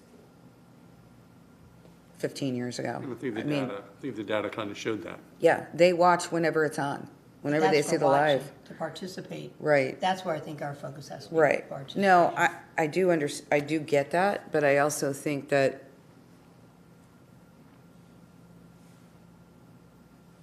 they have the ability to participate at either meeting. I do understand the nighttime thing. I do. So I'm not saying anything against that. I'm just saying I don't know that our focus has to be so solely on the Thursday. And I don't think it. No, I don't think we are. Right. I don't think we are, but it's been just a heavy topic of conversation, and I'm just saying I'm not as concerned about it as everybody else is. That's all. You were supporting Thursdays. Yeah, I think We're Thursday's supporting the primary. recommendation from the No, city no, manager. in our conversation just now, and I go along with that. I spoke with the city manager about that. But right now, I'm step at a time, and Right, Yeah. So, I agree with that. but I think a Thursday night is the And way I'm to not saying we shouldn't have Thursday nights. Please don't get me wrong. I'm just saying I don't have the level of concern that I've heard my colleagues have. That's what I'm saying. Well, and I think the viewership really backs up your Yeah. comment because it's almost equal. It is. And, yeah, I think. It there's is. a And purpose to just both. because people are doing things differently now, they're not, you know. I do agree with Mo's comment. There is the difference between viewing and participating. Right. And I don't want to be perceived as that city that doesn't encourage the participation. Yeah, no, I totally get it. Okay, you got what you need? Thank you, we do. Jennifer? Okay. Thank you. Commission discussion, I didn't see any emails on that one. So city clerk's update, anything? Okay, I know the city manager has an update. Vince, why don't you come on up too? Thank you, Mayor, Vice Mayor, Commission. I want, just if I may, just a few minutes to introduce to you our new general manager of the golf club, and also he is he's going to be our director of golf operations as well for the city of Dunedin. It's a brand-new position, first time we've ever had one. We wanted to keep the general manager in the title because that is, everybody knows what a general manager of a golf club does. And so Teresa and Vince together ran an excellent recruitment for our new general manager. We did everything that we promised that we would do with the club as far as their participation. The members of the board were on the panel to interview all of our proposed general managers. Blair came to town, and he actually surfaced out of that panel discussion as our prospect. He came to town and he met with the board of directors, and he also met with the general membership of the club as well, which is something that we had committed to all of them. We had a lot of thumbs up for Blair and support for Blair. Just by way of his resume, it was attached to the city manager's update, and I just want to say that you know, some of the things that really made Blair our choice was, first of all, I've never met anybody who lives and breathes golf more than Blair. I think that he has had no other profession than golf. He started caddying at, I think it was 14, and decided that 12, sorry, and decided that that would be his career. His knowledge base is exceptional as far as golf courses, how they're run. I was really, you know, when we are interviewing a new director, where my antenna, you know, goes up and starts pinging is when they say things that I don't know, you know. So then you know that they're going to add to, you know, the directors and the job and that type of a thing. And so, and Blair said a whole bunch of that stuff. And so, and to the meeting that we had with the members, he was very receptive, very personable with the members, can present well, can represent the city very well at the golf course as well. He also met all of our department directors when he came to town. In the 360 interview that we always do, meet everybody, and then get the opinions of everybody on our candidate. And just a couple of things. I do want to thank Vince, who was certainly front and center on this recruitment and has been front and center on the restoration of the golf course and liaising with the golf club. It is really a huge job that he's been doing. Blair's here now to help him with that, so luckily he'll be able to step back from that as soon as we bring Blair up to speed. And also Lainey Sheets is going to be working with Blair as well on getting him accustomed to the city's procurement process and project management process and those types of things, which, you know, in the public sector are a little bit of a different animal than in the private sector. And so I just wanted you to meet Blair. I know you haven't had, apart from Jeff and Commissioner Tornga, I think, and I think Commissioner Walker was, excuse me, Vice Mayor Tornga Walker was also at the original meet and greet. I thought you were one of them. But We met. and you met as well. I haven't met him. There you go. So I wanted. There you go. Yeah. You Blair, came here come just in. for me. I don't know, Blair, I don't mean to put you on the spot, but if there are a couple of things you'd like to say about your background and what you see at the club. He just started on, what, Wednesday, by the way? Just Last Wednesday. Last Wednesday, yeah. Just started last Wednesday, so I was told that I need to be here today, and I asked Vince what I should say, and he said, you can say whatever you want, but be brief and brilliant. Brief, I'm not always brilliant. I might need help on. We've got a great staff that's helping me to understand, like Jennifer said, the city process, and we've got a great chance to take this course onward and upward for the for the city of Dunedin, and it's going to be an exciting trip. I don't want to bore you with all the details. Some of the stuff's in the resume.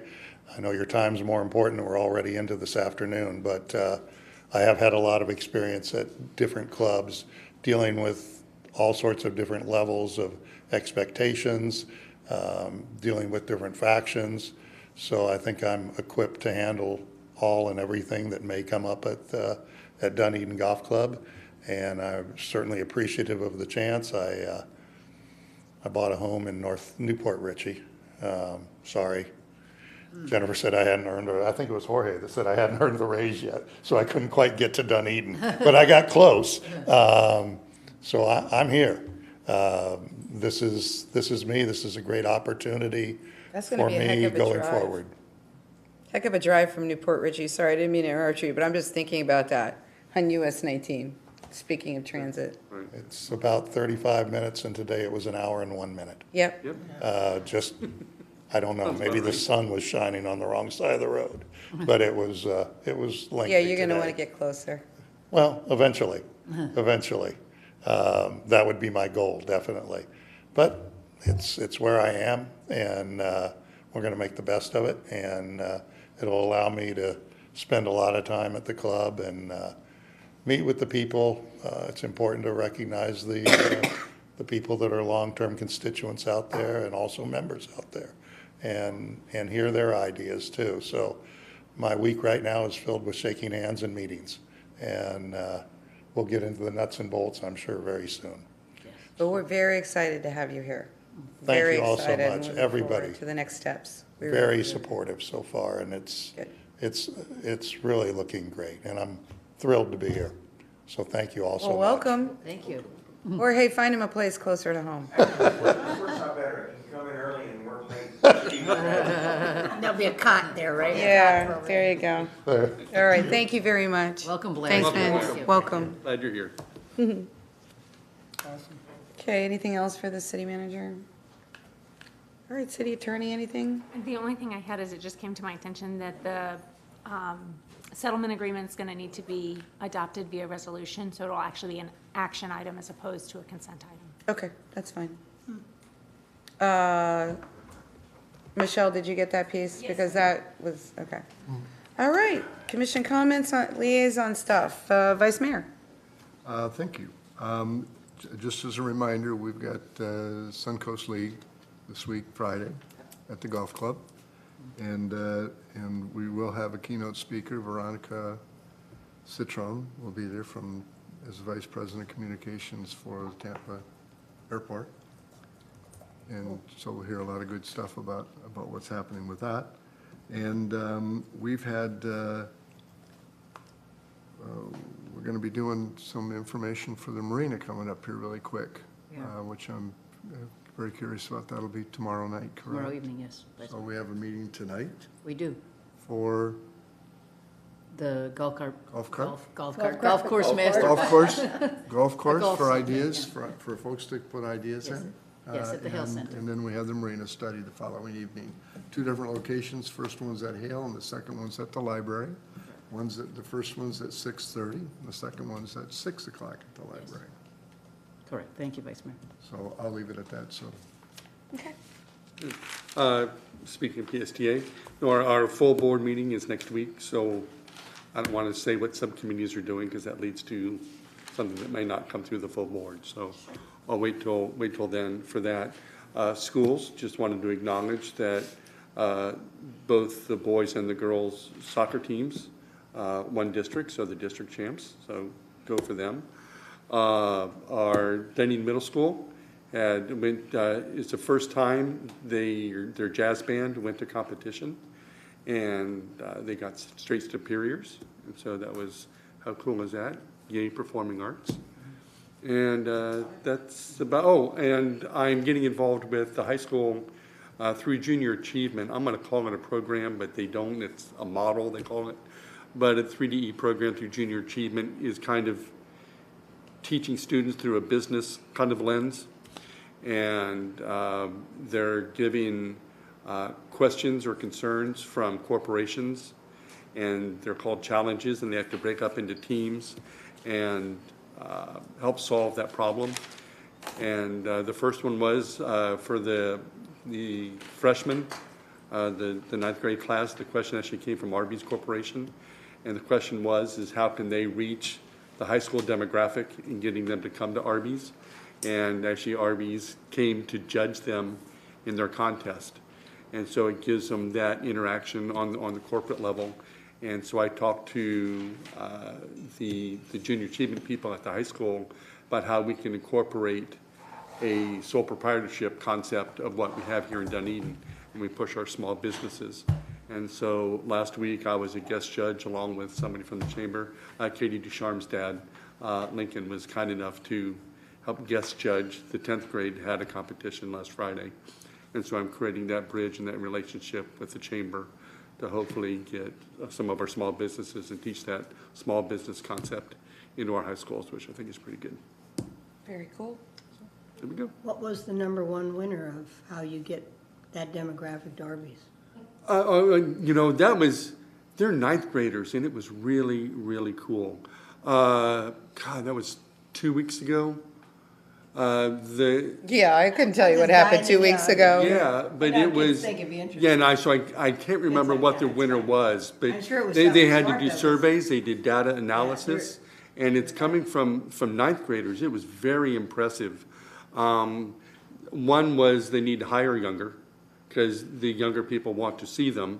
Another concept is they need a food truck because a lot of their demographic can't drive yet, so they need to come to us, meet us where we are. And one of them was the concept of you get with your meal, you get a little toy or something like that.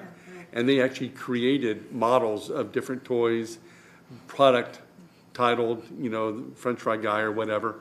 And it was pretty cool. But just to watch the creativity and the seriousness on which they took the question. And they're broken up into teams. And so the whole team has to play a role in the presentation. Was just the idea is teaching them public speaking skills, which even adults need. You know, so it's teaching them data analysis. It's cross curriculum, so it's about reading, it's about math, it's about science, and so it's really teaching all encompassing. So it's a cool program, pretty neat. Oh, very good. Neat. Well, I just wanted to tell Jeff, and I've said this before up here, but I'll just say after your speech about transportation, because you're not wrong, obviously. You know, thinking about creatively, but I always say, like, my dad was a railroad guy, and he always said, you know, when I was a kid, the worst thing the country ever did was do the Eisenhower highway bill. Yeah. Worst thing they ever did. Took us all down the road. Now, my apologies for saying that to people, you know, who are in the car business, but yeah, it kind of forever changed, took us to a different trajectory. So, my only thing is, really successful weekend this weekend. You know, Mardi Gras was like amazing. I thought the merchants did a great job. I don't know how well they did from the numbers point of view, but I just remember seeing sea of people, right? And we were running out of beads, and that was very frightening to see seas of people running out of beads. And I don't know who got the second batch because we got saved. But and then the other thing from my liaison position, I did talk to Desiree with the Blue Jays, and you know, they're really, really happy with how the Welcome Back Blue Jays event went, from the golf cart parade through downtown, and, you know, and thanks to Jessica and everybody involved there, and our staff, Jory, for making that all happen. One of my thoughts when we passed everybody downtown on our golf cart, like I still remember taking that, because the alleyway was a different route. That was a new route that we took. And I still remember all the people eating at Crown and Bull, looking back and like thinking, wow, this is awesome, you know, this is great. And I think that's just so Dunedin. But they got great numbers beyond what they had expected at the stadium, thanks to Duke Energy for being a sponsor and in coordination with the Blue Jays. But I think really from their perspective, it was great because it truly brought in the community, and that's what they wanted. They wanted to bring in the kids and the community and see just the facility, the excitement. not buy tickets right. to do it, but to come in, Right. and now maybe I'll buy a ticket. Right, and just, you know, knowing like this is your stadium, this is your place. So they were very ecstatic about that, and I think, you know, hey, look out, next year, this was inaugural, so next year will be bigger, better, so. And it was so impressive, especially for the golf carters, knowing that just 12 to 18 hours earlier, they were all decked out in their Mardi Gras stuff. Yeah. So these passionate people had to go home with the golf carts, Right. tear everything off, redecorate it, and get ready for another parade. That's There were amazing. some people still decorated in their Mardi Gras. Yeah, Yeah, they were. we did see those. It was like, you can't win the prize, Yeah. decorated for Mardi Gras, you gotta be decorated for. Maybe they didn't go home, so. They were just on their way home. They just saw another parade and got in it. Well, it's funny, because, and then, you know, we've got our, my two great nephews coming for spring break, beginning of March, so the question was, hey, do you want the golf cart to be decorated ahead of time for St. Patrick's Day? Or do you want it to stay in baseball gear? So they were like, 100% baseball. So our golf cart will stay in baseball for another couple weeks, so. Yeah. Anyway, but thanks for everybody's participation, it was great. The Blue Jays are thrilled, and, which is great, because it's a great partnership, so. Commissioner? Yeah, so Claudia and I attended the Founders Lunch for Dunedin Fine Arts Center since our last meeting. Very well-attended event, and, you know, it's just wonderful going to those types of things to support the Fine Arts Center, because that is a uniquely Dunedin asset. I mean, that really, it's just the passion and the people that are involved. Speaking of Fine Arts Center, the next event will be the annual garden party on April 16th. And prior to that, I'll give a little bit of an update on Dunedin Youth Guild. They will be doing their annual fashion show on Saturday, March 11th. That's a big fundraiser for them, and we all know what they do for the city. So I'll be there. Are you gonna be one of the models? Well, my wife is actually, Claudia is actually going to be one of the models.